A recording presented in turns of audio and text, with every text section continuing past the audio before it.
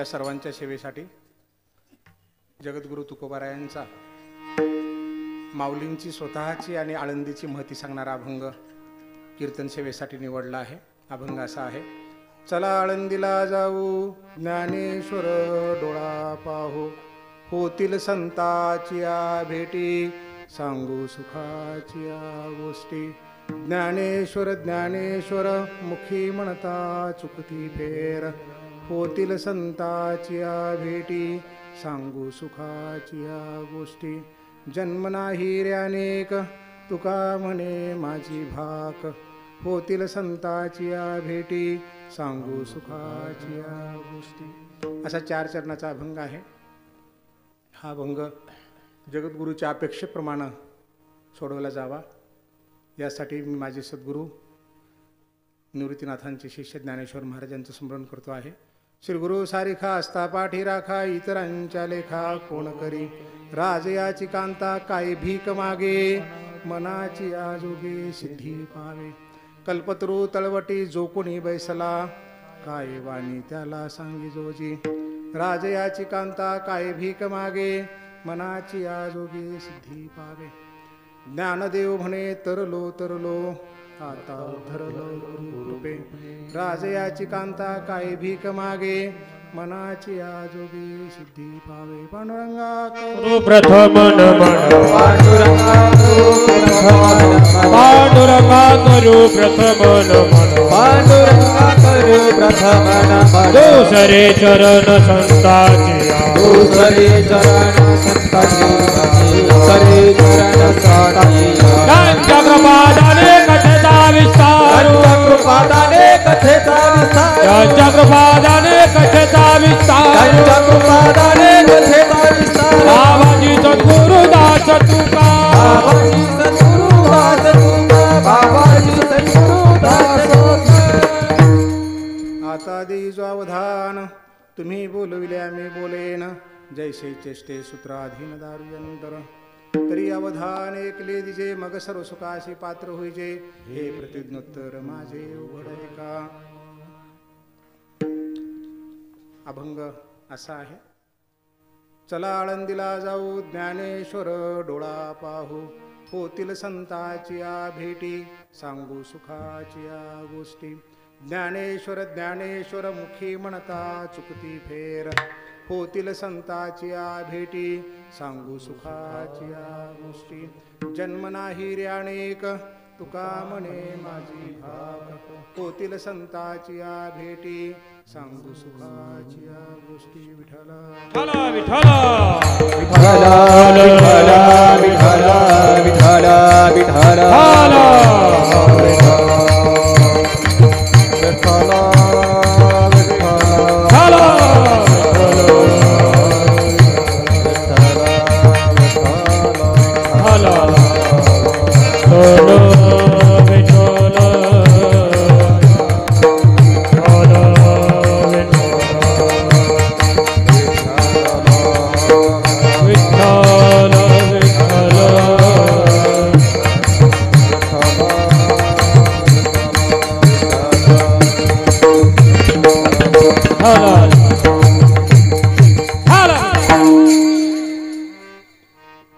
कीर्तनाच्या प्रारंभी सर्व गायनाचार्याला विनंती आहे, कमीत कमी प्रमाण द्यावेत, दिलेले प्रमाण सरळ द्यावेत।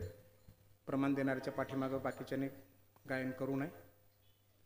कीर्तन चालू असताना किंवा संपल्यानंतर कोणी माझ्या पाया पडू नये। आपल्या मनात शंका अशी येऊ नये की कीर्तनकारच्या पाया पडलंच पाहिजे असा नियम आहे, असं कुणाला वाटेल तर जगद्गुरु तुकोबाराय असं म्हणाले, एकमेका लोटांगणी जाती एकमेकांना, पंढरीच्या भक्ता नाही अभिमान, पाया पडे जन एकमेकांच्या पाया पडलं पाहिजे। एवढ्यांच्या पाया मी पडू शकत नाही। मी एक नियम केला, जर कोणी माझ्या पाया पडलं तर मी त्याच्या पाया पडेल, आणि त्याच्या जर पाया नाही पडू शकलो तर मी एक वेळेचं जेवण घेणार नाही। का? कारण मी ज्ञानोबारायांचा दास आहे। माऊलींनी 13व्या अध्यायामध्ये असं सांगितलं, पूज्यता डोळा न देखावी, स्वकृती कानी न ऐकावी, ह्या अमुकाशी नोहावी शेची का। ते तर सत्काराचे की गोठी, के आद्रेशी दिली भेटी, मरणेशी साठी नमस्कारिता। माझ्या भक्ताला आदर नको, सत्कार नको, त्याचं नाव नको, कौतुक नको. आणि जर कोणी पाया पडलं तर त्याला मरण यातना झाल्या पाहिजे. तर तू माझा भक्त असं ज्ञानोबाराय म्हणाले. मी त्यांचा दास आहे. म्हणून आपणाला प्रार्थना, 2 प्रार्थना केल्या गायनाचार्यानं आणि सर्वांनाच पाया पडू नये. चला आळंदीला जाऊ, ज्ञानेश्वर डोळा पाहू. अभंगाचा सरळ अर्थ असा आहे, पुरे झालं मला. अभंगाचा सरळ अर्थ असा आहे की आळंदीला चला आणि ज्ञानोबारायांना डोळ्याने बघू. मग काय होईल तिथे गेल्यानंतर? ज्ञानोबारायला तर बघायचंच आहे. होतील संताची या भेटी, सांगू सुखाची या गोष्टी. तिथे संतांच्या भेटी होतील, आपण त्यांना सुखाच्या गोष्टी सांगू. ज्ञानेश्वर ज्ञानेश्वर मुखी म्हणता चुकती फेर. आणि ज्ञानोबारायांचं नाव घेतलं पुन्हा पुन्हा म्हणजे जन्ममृत्यूच्या सोहळ्यातून आपण मुक्त होऊ. जन्म नाही रे अनेक, तुका म्हणे माझी भाक. तुकोबाराय शपथेवर सांगतो म्हणतात. भाक म्हणजे शपथ घेणं. शपथेवर सांगतो की तुम्ही जर असं वागलं तर पुन्हा जन्माला येण्याची गरज नाही. असा सरळ अर्थ आहे. आपण एक एक चरण बघू. चला आळंदीला जाऊ, ज्ञानेश्वर डोळा पाहू. चला. त्या कीर्तनाला त्याला तुम्ही बरेच जण म्हणला असाल ना बाकीच्या. चला वेळ झाली कीर्तनाची, चला. काही लोकांनी तुम्हाला असंही म्हणलं असेल घरातल्याने, जा 7 वाजून गेले, कीर्तनाला जा. बरोबर आहे, झालं असेल ना असं. काहींनी तुम्हाला जा म्हणून सांगितलं आणि काहींनी तुम्हाला चला म्हटलं. यायचं कुठे आहे, जायचं कुठे आहे? कीर्तनाच्या ठिकाणी. पण 2 माणसांच्या बोलण्यामध्ये फरक बघा बरं का. ते काय म्हणाले, जा. जा म्हणजे काय, तू जा, मी येत नाही. कारण मला काही कीर्तन आवडतं, मला माहीत नाही कसं चालतं, काय चालतं. म्हणजे त्याला याच्यामध्ये आवड नाही इकडल्या गोष्टीमध्ये. तो काय म्हणतो, तू जा, तुझं तू बघ. जायचं ना कीर्तनात, 7 वाजून गेले ना, जा ना मग. आणि ज्याला आवड आहे, ज्याला स्वतः सोबत यायचं आहे, स्वतः सोबत येणारा माणूस चला म्हणतो. चला म्हणलं, तो जर मागं थांबला, आपण म्हणतो ए चला म्हणून मागं का थांबला, चल की मग. हे चला म्हणणाऱ्याला सोबत यावंच लागतं. बरोबर आहे. जगद्गुरूंचा हा अभंग 300 वर्षाच्या अगोदरचा आहे. तेव्हा चला म्हणाले. मग अभंग तर आज पण आहे. म्हणजे जगद्गुरू आज पण आपल्यासोबत आहेत, 100% आहेत. कारण ते चला म्हणालेत, जा म्हणून मोकळे झाले. पंढरीशी जा रे. पंढरपूरला पण चला म्हणाले बरं का. चला पंढरीला बापूर, चला आपण जाऊ पंढरपुरी, बापूर देवर पाहायला. ते पंढरपूरला पण चला म्हणाले. पण मी तिकडे जात नाही. मी कुणीकडे चालू आहे? पंढरीशी जा रे. लक्षात आलं का? कुणाला म्हणाले?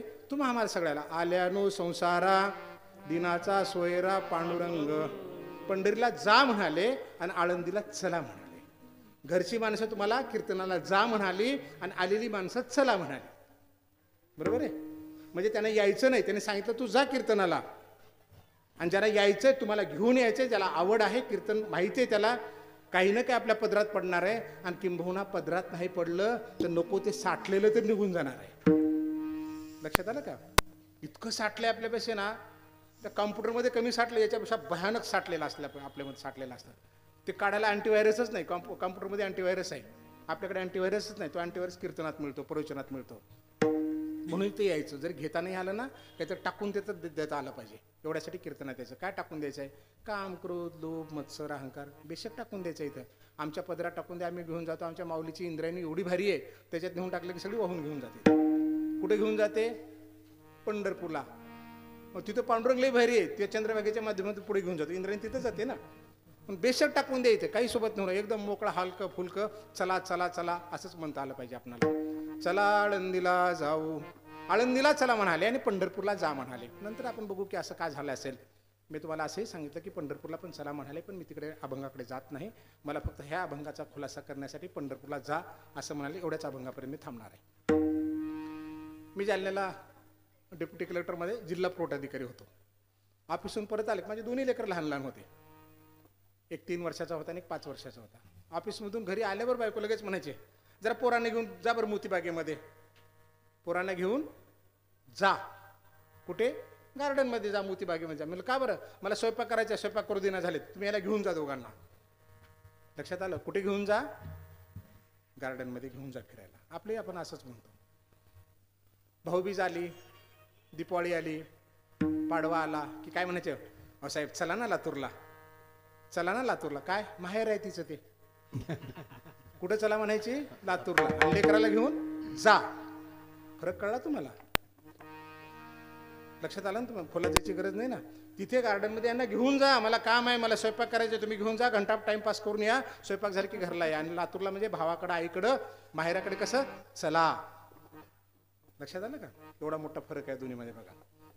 चला आळंदीला जाऊ म्हणून जगद्गुरु काय म्हणाले आपल्याला, आळंदीला चला, मी तुमच्या सोबत येणार आहे. 300 वर्षाचा खालचा अभंग असला तरी आजही तुकोबारा 100% आपल्यासोबत आहेत म्हणजे आहेत. जो माणूस पंढरपूरला जाईल, आळंदीला जाईल, त्याच्यासोबत तिथे येणार आहे. काय करायचं आळंदीला जाऊन, ज्ञानेश्वर डोळा पाहू, ज्ञानोबारायला डोळ्याने बघू, आपल्या ह्या डोळ्याने.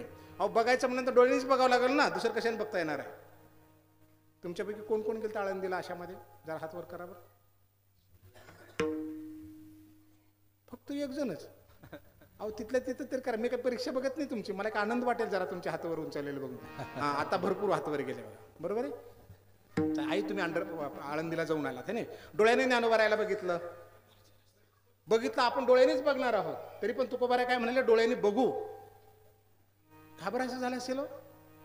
आपण पोराला म्हणतो ना, पोरग म्हणतो आई हे दिसना झालं ते बघ ना डोळ्यानं, तुझ्या जवळच आहे ना, हे फलानी वस्तू सापडणार, आपण बघ ना डोळ्यानं, तिथंच आहे ना म्हणतो का नाही. जवळ असून सुद्धा दिसत नाही. जवळ या हे परी भेटे ना, दिसतच नाही आपणाला. म्हणून तुकोबाराय म्हणाल की ह्या डोळ्याने बघ, कारण ह्या डोळ्यानं संसारानं इतकं बघितलं आपलं, उगं दिसतं. बघ माझ्याकडे कशी बघितली, तू माझ्याकडे कसा बघू लागलाय, हे बरं दिसतं आपणाला सगळं. ह्या आईनं हात वर केला. मी परीक्षा बघितली बरं काय, खरं खरं सांगायचं. आळंदीला जाऊन आलात तुम्ही, किती दिवस झाले हो, किती महिने झाले? 2 महिने झाले. वा छान. ज्ञानोबारायाच्या समाधीचं दर्शन तुम्ही घेतलं. किती टप्प्याची समाधी आहे ज्ञानोबारायांची? त्यांना कशाला विचारता, त्यांना नका विचारू ना. नाही चपटी आहे माहिती आहे मला. टप्पे किती आहेत म्हणलं, टप्पे. त्या दरवाजापासून पाया पडत जातो ना आपण, बघतच जातो ना ज्ञानोबारायाकडे. इतक्या लांबून गेले ना हो तुम्ही. आळंदीला जायचंय महिना दीड महिना विचार काबर डोळ्याने बघा माहितलंय. अभंगाला फार बारीकीने बघा. त्यात शाळेचे महाविद्यालयाचे विद्यार्थी असतील ना, खूप काळजीपूर्वक ऐका. परीक्षेचा पेपर काहीतरी लिहिलेला असतो, फलांना काय ह्याची माहिती द्या, चटकन 4 वेळी लिहून येतो, मार्क कमी पडले की ओरडतो आपण. कारण आपण शब्द बारीकीने बघत नाही. काना आहे का, मात्रा आहे का, उकार आहे का, इनोटेड कामा आहे, प्रश्नार्थ काय का, उद्गारवाचक आहे, किंवा आहे का, अथवा आहे, अन्य आहे का, व आहे, इतक्या बारीकीनं बघावं शब्दाला, म्हणजे माणूस यशस्वी होतो. अभंगाला सुद्धा थोड्या बारीकीनं बघा, डोळ्याने बघा, म्हणजे एवढं मोकळं नाहीये. चला आळंदीला ज्ञानोबारायला बघून एवढ्यासाठी विचारलं, कारण हा संसारिक माणूस तेवढ्या बारीकीनं बघत नाही, म्हणून डोळ्याने बघायचं. आईचं उदाहरण घेतलं, आईकडे बघू नका, आपण सगळे आईच आहोत सगळेच. एक उदाहरण आपण प्रतिनिधिक स्वरूपात पाहिलं. 2 महिन्याखाली जाऊन बघून आले, आणि ज्ञानोबारायच्या समाधीचे संजीवन समाधीचे टप्पे किती माहीत नाही. आता आईला माझा प्रश्न आहे, तुमचं लग्न जवळपास 40 वर्षाखाली झालं असेल बरोबर आहे. नवऱ्या कोणते कपडे घालून आलता हो तुम्हाला बघायला? लाजले का नाही, आठवतं का नाही सांगा बरं. आपण मुलीला बघायला गेला असेल 30 वर्षाखाली 40 वर्षाखाली, साडी घातली होती का, काय घातलं होतं, कसला कलर होता, कशी आली होती चहा घेऊन, किती बारीकीने बघितलं. 40 वर्षाच्या खालचं आठवतं, 40 वर्षाच्या खाली. आणि 2 महिन्याखालच्या ज्ञानोबारायला बघून तर डोळ्याला आपल्या दिसत नाही. काय तुम्हाला लक्षात आलं का? म्हणून म्हणाले, काय म्हणाले, ज्ञानेश्वर डोळा पाहू.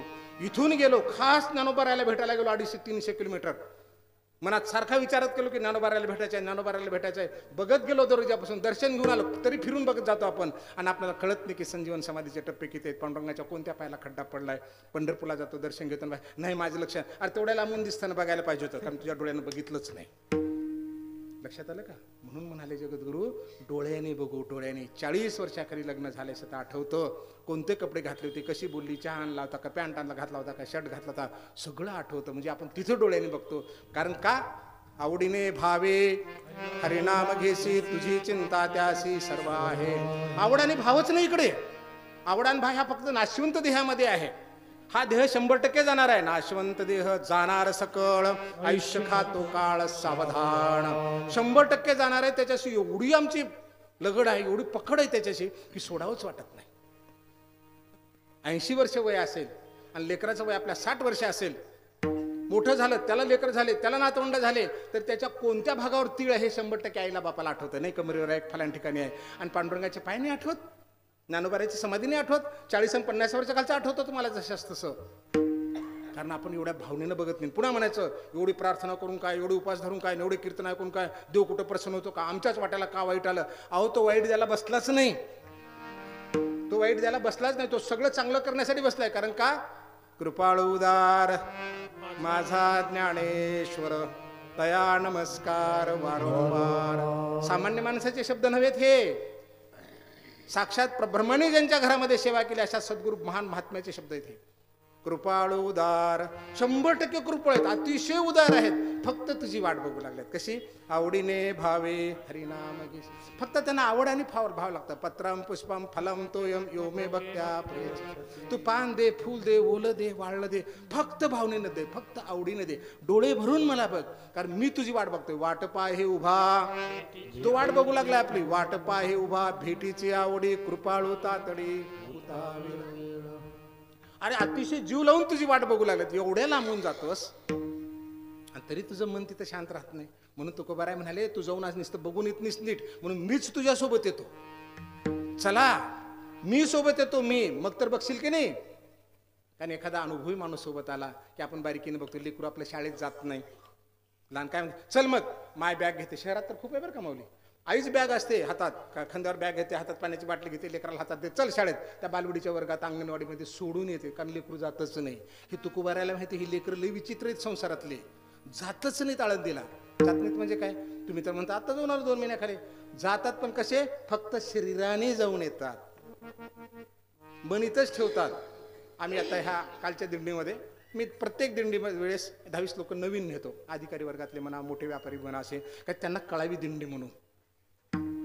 असाच एक माणूस नेला होता सोबत, श्रीमंत माणूस होता. त्याला फोन आला.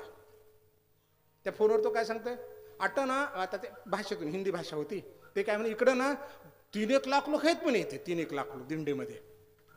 किती? त्याच्या डोळ्याला किती दिसले? 3 लाख. मी ते फोनवर बोलत होतो, फटकन हातावर हाणलं त्याच्या. ते मोबाईल खाली पडला. ते उचललं. ते म्हणे, अहो सर असं कसं काय मला मारलं म्हणे, मी गावाकडे सांगत होतो दिंडीबद्दल. मला किती सांगितले? 3 लाख. तुझ्या डोळ्याला 3च लाख दिसले का म्हणलं हे? ते म्हणे मग किती आहेत साहेब? 15-20 लाख आहेत म्हणलं. ते म्हणे असं कसं 3-1 लाख दिसू लागलं अंदाजावर. म्हणलं तुझ्या पोराचं लग्न गेल्या वर्षी झालं. हो झालं. किती लोक आले ते म्हणलं लग्नाला? ते म्हणे 5-1 हजार. म्हणलं खरं सांग बरं, इमानदारनं खरं सांग बरं. म्हणलं नाही 1.5-1 हजार होते, 1.5-2 हजार. आता 5 आपल्या लेकराचं म्हणल्यास म्हणावंच लागेल ना म्हणे मोठेपणानं. अच्छा, तुझ्या लेकराच्या लग्नात 2चे 5 हजार होतात आणि माझ्या नारोबारीच्या दिंडीमध्ये 3चे 15 होत नाहीत का म्हणलं? तो भावच नाही. तिथं डोळ्यानं बघतोस 5 हजार आले म्हणून सांगतोस, इथं 15 हजार 15 लाख म्हणाला. काय बिघडलं तुझं?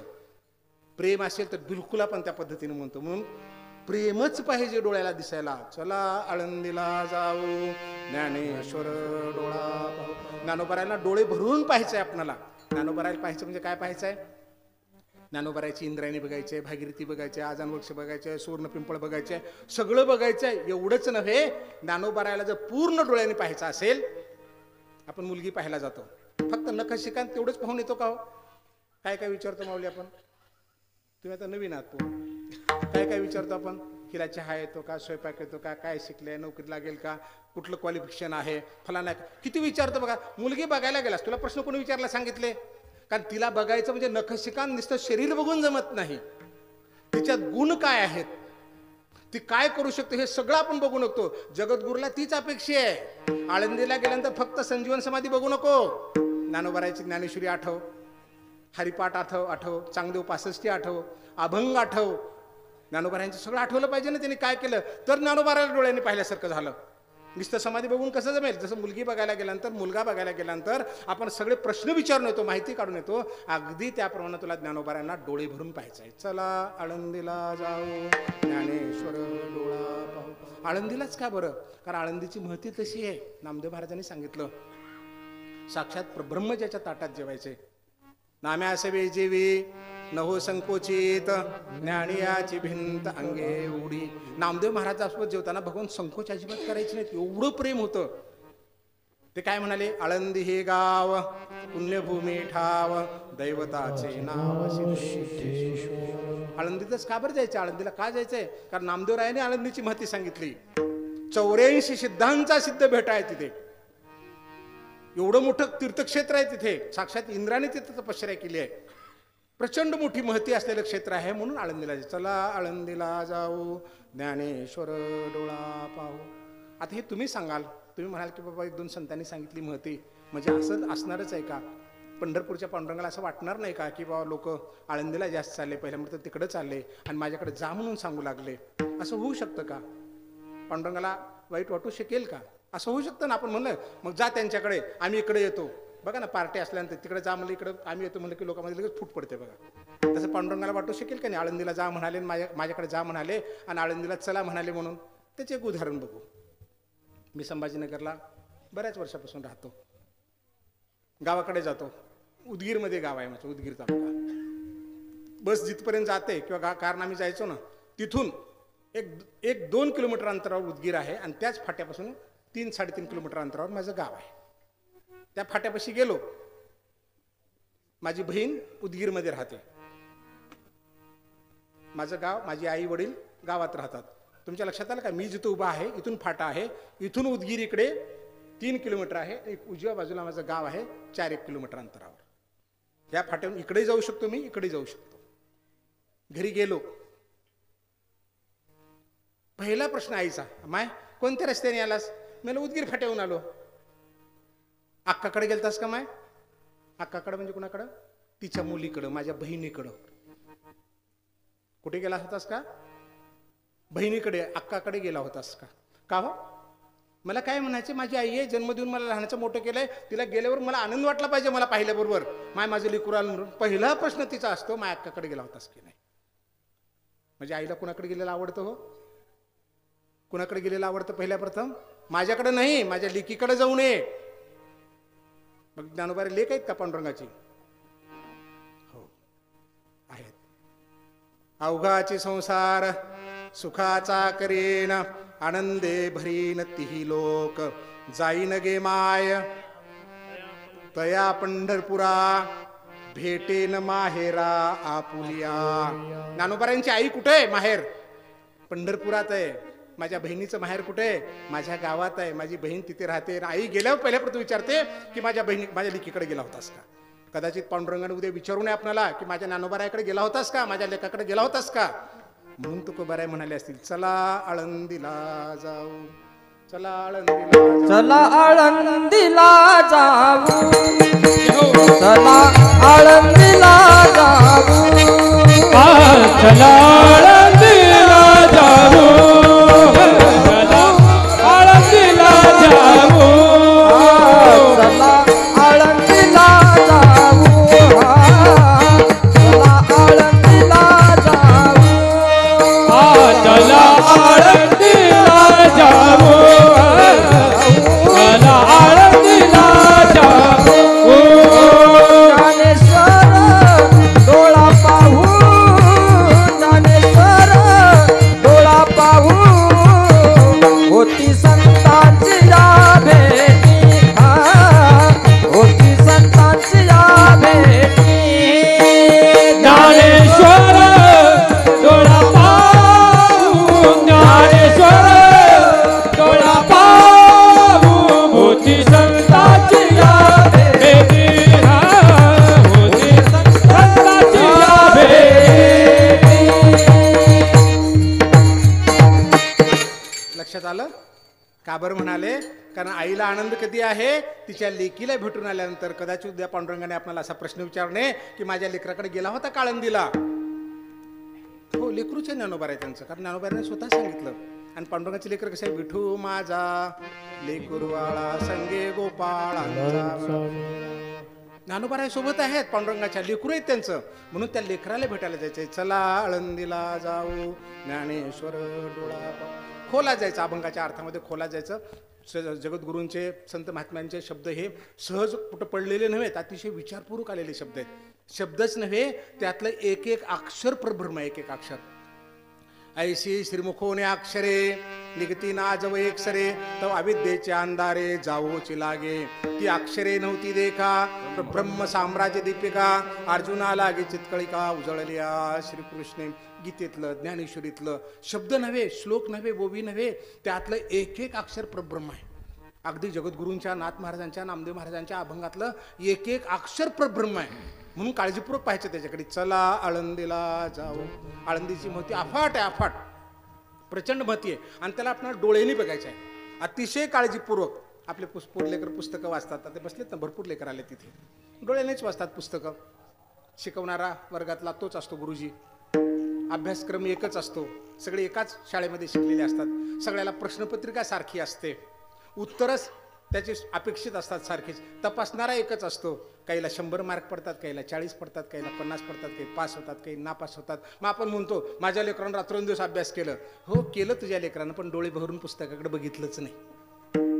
बघितलंच नाही. नुसते पानं पलटिले, मोबाईल काढला, माय समोर आली, बाप समोर गेले, पटकन मोबाईल बंद केला, पानं चाळले, माय बाजूला गेली, बाप बाजूला गेली, सुरू केलं मोबाईलमध्ये खेळायला. कसं होणार आहे? कारण डोळ्यानं बघ ना. अरे बाबांनो, तुम्हाला पुस्तकं लिहायची नाहीत, लिहून ठेवलेली वाचायची आहेत, फक्त लिहून ठेवलेली. काय कमाल आहे, ती पण येत नाहीत. कुठं आता क्लासेस MPSCचे, स्पर्धा परीक्षेचे, UPSCचे किती फीस आहे माऊली?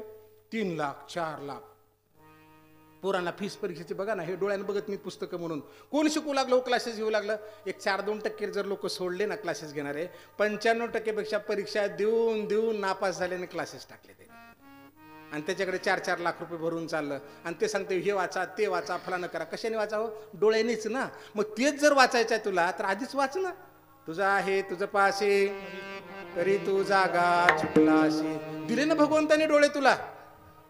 त्या धृतराष्ट्राला जर डोळे असते, महर्षी व्यासाने दिलेली जर दृष्टी घेतली असती ना, तर कदाचित युद्धच झालं नसतं. बघितलंच नाही डोळ्याने. संजयला सांगितलं तू बघून सांग. अहो जन्मांधाला एखाद्या वेळेस माफ तरी करावं लागेल, कारण त्याला दिसत नाही म्हणून. पण आमच्या डोळ्याला दिसून आम्ही आंधळे होतो ना, की माझं तुझं फलाना आहे तुझं. फक्त काय दिसतं आम्हाला? बाण दिसतो भावाचा. तुमच्याकडे काय म्हणतात मला माहित नाही, बाण म्हणतात आमच्याकडे. असे कोरितात कोरितात. बरं तुझ्या डोळ्याला दिसतं ते, तुझा भाऊ दिसू दे ना, तुझी माय दिसू दे ना, बाप दिसू दे ना. मी तुम्हाला चुकीचं नाही सांगत, तुम्हाला वस्तुस्थिती सांगतो. डेप्युटी कलेक्टरपासून ॲडिशनल कमिशनरपर्यंत महसूलची प्रकरणं चालू. नंतर माझी बदली दुसऱ्या डिपार्टमेंटला झाली, तो भाग वेगळा. कलेक्टरचं काम पाहिलं, CO चं काम पाहिलं. ही खालून प्रकरण येतात ना, अपील चालतात आमच्याकडं. बांधाची भांडणं भावाभावाची, जमीन आजोबा पंजोबाची, ह्याचं काहीच नाही. ह्याच्या बापानं पण कमवलेलं नाही. पण टोकरीत हे झाडाच्या फांद्याचे भांडणं, विहिरीचं पाणी वाटून घ्यायचं भांडणं. जेवढी प्रकरणं माझ्याकडे 15-15, 20-20 वर्षापासून चालत आलेली मी पाहिली, त्यातली 50% जास्त सख्या भावंडाची प्रकरण आहेत. 50% जास्त. अरे वा, तुला कधी दिसा रे बाबा तुझा भाऊ, तुझी माय कधी दिसा? मायच्या डोळ्यात बघ ना, तुम्ही भांडल्यानंतर तिला काय दुःख होत असेल. तिचे डोळे तुला दिसत नाहीत. फाडून काढतो, त्याला फलानच करतो, बिस्तानं करतो, बांधणे डोकंच फोडतो. हे बरं सुचतं तुम्हाला, कारण आम्हाला डोळ्याला दिसतच नाही. विचित्र दिसू लागलं सगळं. माझी बायको, माझं घर, माझा नवरा, माझे लेकरं, बस, बाकीचे कोण नाही. आणि जन्मांधाचं मोठं केलं त्याचं काय ते बघत नाही. पंढरपूरला बी निघालाय, आळंदीला बी आहे, देहूला बी आहे, पैठणला पण आहे. राम बी म्हणतोय, जय कृष्ण हरी म्हणतोय. नुसते भांडत करीत राहतो इकडे भांडणं. काय करावं त्याच्या माळेला आणि कपाळाच्या टिळ्याला लागून? ह्याला डोळ्याला सख्खी भावंडच दिसत नाहीत. तर लांबला सोडून द्या. पट्टी मागायला घरला जावं लागतं लोकांना. आता इथली परिस्थिती मला माहित नाही ससे महाराज. पट्टी मागायला घरला जावं लागतं, सप्त्याची पट्टी मागायला. त्याला दिसत नाही का सप्ताह चालू आहे, इथं यावं, इथं पैसे देऊन जावं, काय आपल्याला अन्नदान करायचं ते करा. नाही दिसत लोकांना. घरला जातात ते कमरे हात ठेवून म्हणतात त्यांनी किती दिले, ते 500 दिले. मपल्याकून पण 1 तारखेला 500 घेऊन जा. 28 तारीख असते, 1 तारखेला 500 घेऊन जा. आणि तुझ्या घरात अपघात झाला तर रात्रीतून 5 लाख भरशील का डॉक्टरकडे जाऊन? आता 500 नाहीत, पण 5 लाख भरतं. कारण त्याला डोळ्याला दिसतच नाही मंडप चालेला. बेशक बाहेरून निघून जातात, तिथं मोबाईल खेळत बसतील, हे दिसतच नाही डोळ्याला. दिसावं हे आळंदीचं आहे. आळंदी म्हणजे प्रत्यक्ष पंढरपूरला किंवा आळंदीला जावं असं अपेक्षित नाही, इथंच आहे. अर्जुना मी नसे ऐसा कौन उठावासे, परी प्राणियाचे दैव कैसे, जे न देखती माते. मला बघत नाहीत, काय डोळे आंधळे झालेत संसारामध्ये. अरे मी असं कुठं आहे? जे जे भेटे भूत ते ते माने जे भगवंत हा भक्तो योगो निश्चित जाण माझा. अरे सगळे मी आहोत ना, ह्याच्या डोळ्याला दिसू दे ना. मग मीची डोळा देखिला, जेही मने मीची भाविला. सगळं आतून भाऊ, तुझ्या डोळ्याला मी दिसू दे ना सगळ्याच्या ठिकाणी.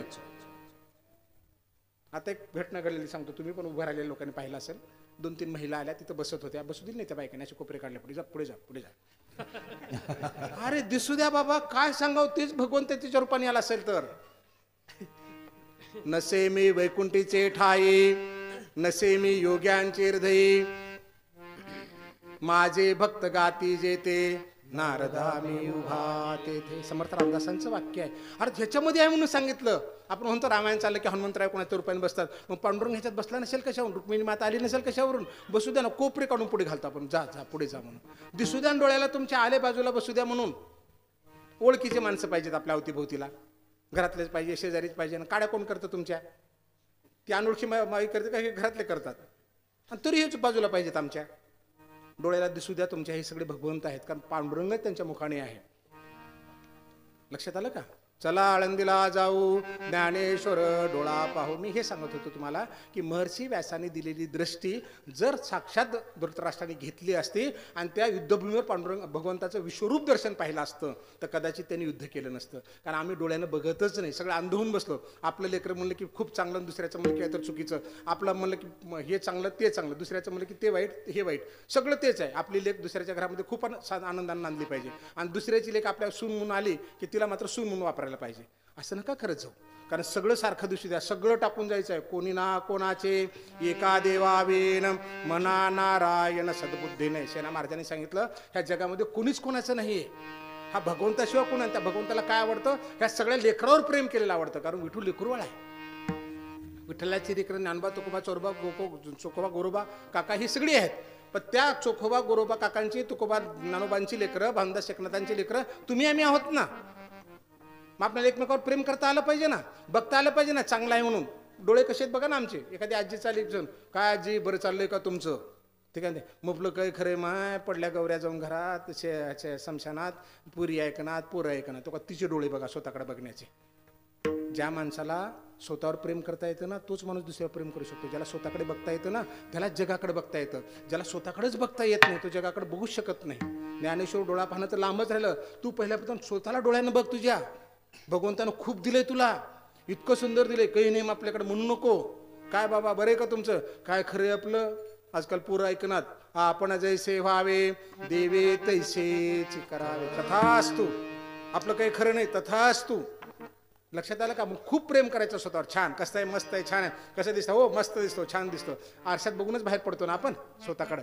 म्हातारा झाला, डोक्याला केस नसते तर हात फिरतो का डोक्यावरून? आपण मिशावून हात फिरतो का नाही? आपण साडीत बघतो का नाही? फलानं बघतो का नाही? अहो बघितलंच पाहिजे. ज्याला स्वतःकडे बघता येतं त्याला भगवंताकडे सहज बघता येतं. कारण काय? हृदय एक झाले, ये हृदयचे ते हृदय घातले, द्वैत मोडता केले आपण आहे अर्जुना. तैसा हृदयामध्ये मी रामू, असता सर्व सुखाचा आरामू, की भ्रांता शिकामो विषयावरी. अरे मी नाही असं हृदय कुठलंय? आम्हाला दिसतच नाही ते. म्हणून आम्हाला आमचं हृदय दिसलं पाहिजे, आमच्यातला भगवंत दिसला पाहिजे. आणि आमच्याप्रमाणे दुसरं दिसलं की ज्ञानोबा राय खुश होणार आहेत ते. पण आळंदीला जायचं म्हणजे का? हीच आळंदी. आता आळंदी इथे नाही का? मी काय म्हणालो तुम्हाला की पांडुरंगाचे शब्द आहेत, माऊलींचे शब्द आहेत. तो मी वैकुंठी नसे, वेळू एक भानुबिंबी न दिसे, बरी योग्यांची मानसे उमरून जाय, परी तयापासी पांडवा हरपला मी गुंसावा, जेत नाम घोष उबरवा करीती माझा. अरे अर्जुना, मी वैकुंठात नाहीये, हृदयात, योग्यांच्या हृदयात नाहीये, पण माझं भजन जिथं चाललं त्या ठिकाणी मी आहे. लक्षात आलं का? मग आता आमच्या कीर्तनात जर ज्ञानोबाराय असतील तर आम्हाला आळंदी इथं अवतरली पाहिजे. या सगळ्या ज्ञानोबारायला मला डोळ्यानं बघता आलं पाहिजे. काका आला, काकी आली, बरं झालं, फलान झालं, बिस्तान झाले, लेकर आले माय, अरे ते लेकर येतात बाळा, मग तुम्ही काय येत नाही? बघ तुझ्या वर्गातली ती फलानी पोरगी आली ती बेटा, मग तू पण यावं ना. ही सांगत नाही आम्ही जाऊन. हे डोळ्याने बघितलं पाहिजे. इथं आल्यानंतर सगळ्या बारीक सारी गोष्टी आपल्या लक्षात आल्या पाहिजे की काय चालतं, कशी उभं राहतात, कसं हे नवीन पोरं शिकू लागलेत, कसं अभंग सोडवतात, काय करतात, सगळं बारीकीनं बघितलं पाहिजे. पुन्हा दुसरीकडे जाऊन शिकायची गरज नाही पडली पाहिजे. नको त्या गोष्टी एकदा डोळ्यामध्ये पक्क्या बसल्यानंतर नाशवंत गोष्टी अनेक वर्ष आमच्या डोळ्यातून बाहेर जात नाहीत आणि मग शाश्वत का आमच्या डोळ्यामध्ये बसत नाहीत, बसल्या पाहिजे. चला आळंदीला जाऊ ज्ञानेश्वर डोळा पाहू. आळंदीलाच काय जायचंय ह्याच्यावर आपला विषय चालू होता. कारण आळंदी हे पवित्र भूमी आहे असं नामदेवरायाने सांगितलं. अहो साक्षात भगवंताने सांगितलं. हो काय सांगितलं? यात्रे अलंकापुरा येते. अलंकापुर म्हणजे आळंदी. ते आवडते विठ्ठला भूवैकुंठ पंढरपूर. जमिनीवरचं वैकुंठ काय आहे? पंढरपूर आहे. पांडुरंगाचे शब्द आहेत हे निळोबाऱ्याने सांगितलेले. भूवैकुंठ पंढरपूर त्याहून थोर महिमाया. माझ्या पंढरपुरापेक्षा कुठला महिमा जास्त आहे? आळंदीचा आहे. माझी आई म्हणते घरी गेल्याबरोबर, तुम्ही पण म्हणत असाल माय अक्काकडे गेला होतास की नाही? लक्षात आलं का तुमच्या? एवढं प्रेम आहे ज्ञानोबारायावर. मग कुठे जायचं? आळंदीला. अतिशय बारीकीनं डोळ्याने पाहायचं आहे. विठ्ठला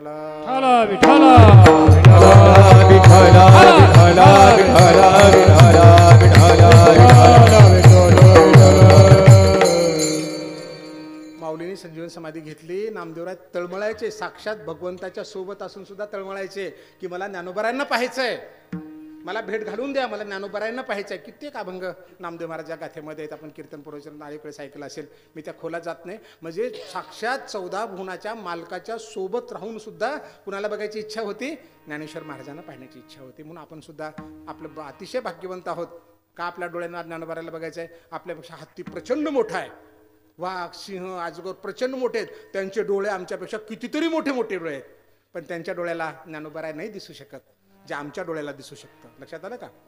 त्यांच्या डोळ्याला ज्ञानोबाराय दिसू शकत नाहीत, आमच्या डोळ्याला दिसू शकतात, आमच्या डोळ्याला दिसू शकतात. म्हणून आम्ही काय केलं पाहिजे? डोळ्यांनी बघितलं पाहिजे ज्ञानोबारायला. चला आळंदीला जाऊ, ज्ञानेश्वर डोळा पाहू. आणि आळंदीला गेल्यानंतर काय होणार आहे? अजून अनेक संतांच्या भेटी आपणाला होती संताची ये भेटी, होती संताची ये भेटी, होती संताची ये भेटी, होती संताची ये भेटी.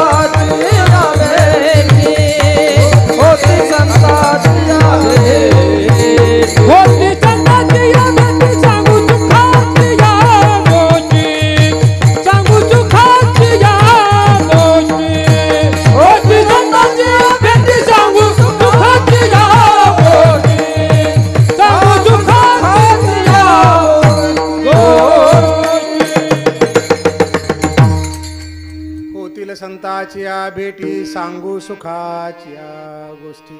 चला आळंदीला, मी तुमच्या सोबत आहे. आपण काय करू? ज्ञानोबारायला डोळ्याने पाहू. आणि तिथे गेल्यानंतर आणखी काय होणार आहे? संतांच्या भेटी होणार आहेत, असं जगद्गुरूंनी त्यांच्या काळात सांगितलेलं अभंग आहे. त्यांच्या काळात म्हणजे त्यांना तेव्हा संत दिसले असतील तिथे. आता त्यांच्या काळातले संत निघून गेले असतील, वय संपला असतील, निघून गेले असतील ना, 300 वर्षाच्या खालचे कुठं राहणार आहेत? पण अभंग तर आज पण आपल्याला लागू पडतोय. म्हणजे याचा अर्थ आजही संत आहेत.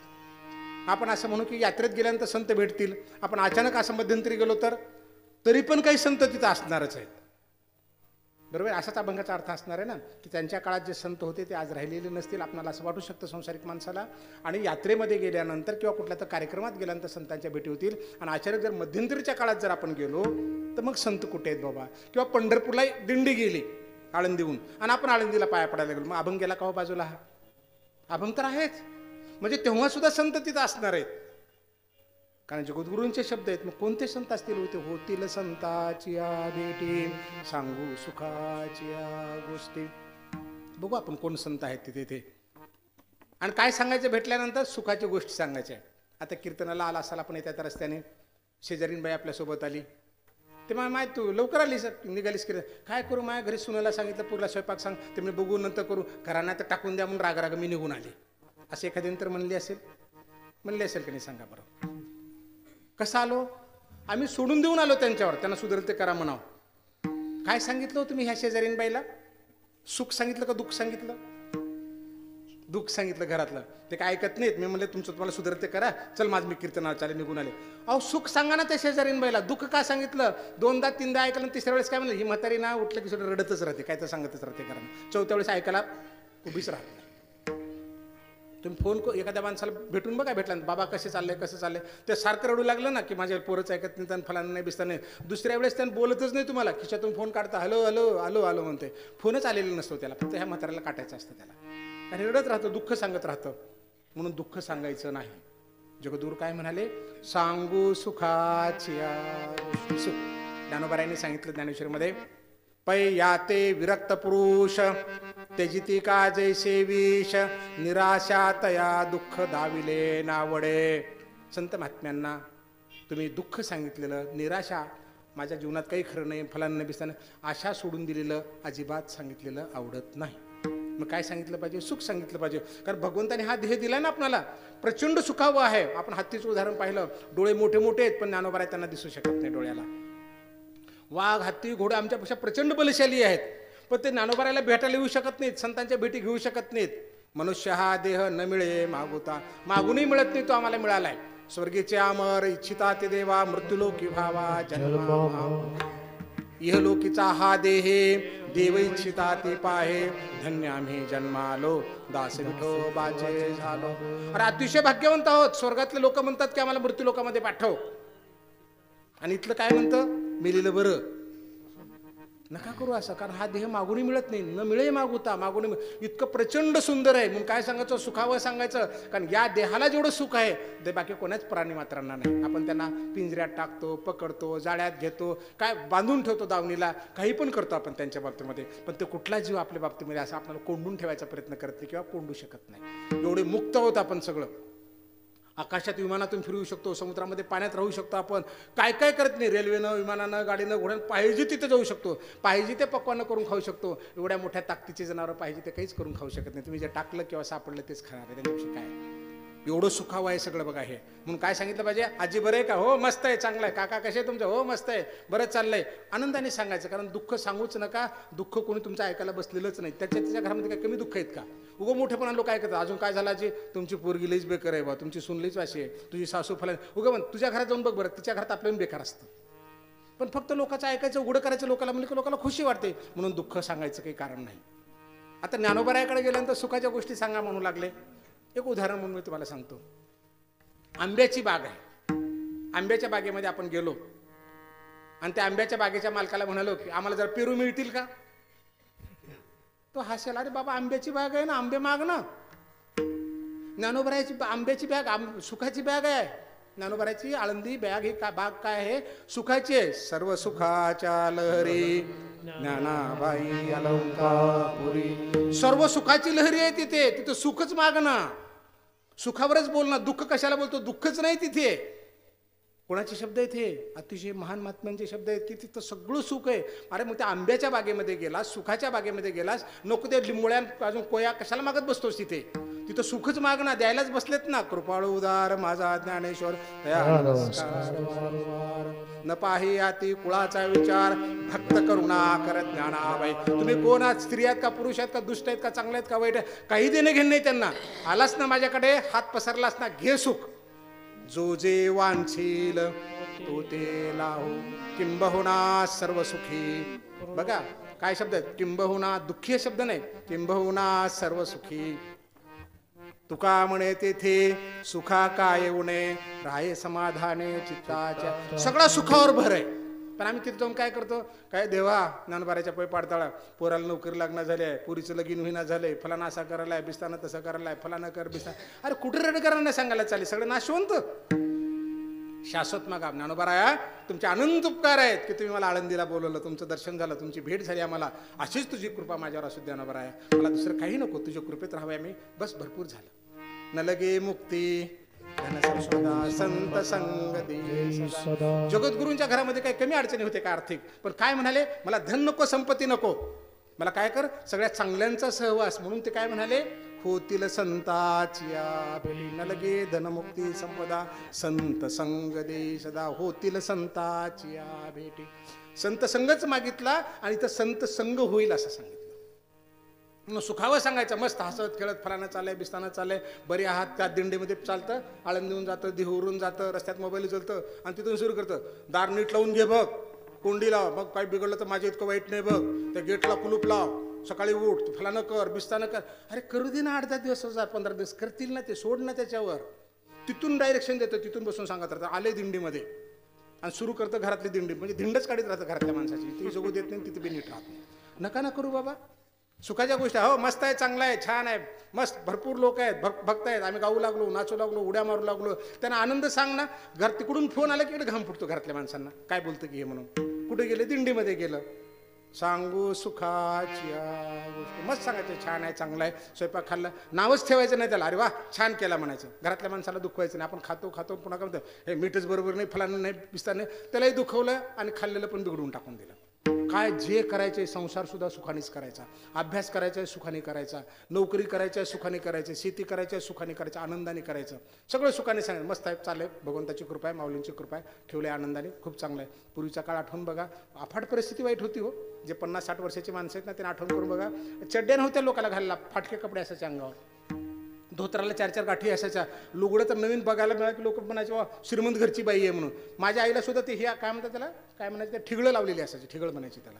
ही परिस्थिती होती पूर्वी, आज ती परिस्थिती राहिलेली नाही. मग सुखी राहिलो पाहिजे ना आपण.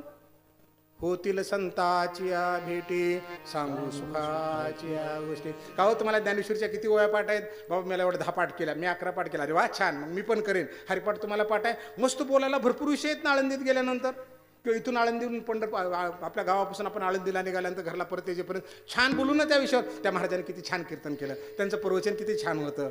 नाही, त्या महाराजाला जमलंच नाही, त्या गायनात घातलं, ते प्रवचनात काही जमलंच नाही, विषय सोडूनच बोलले.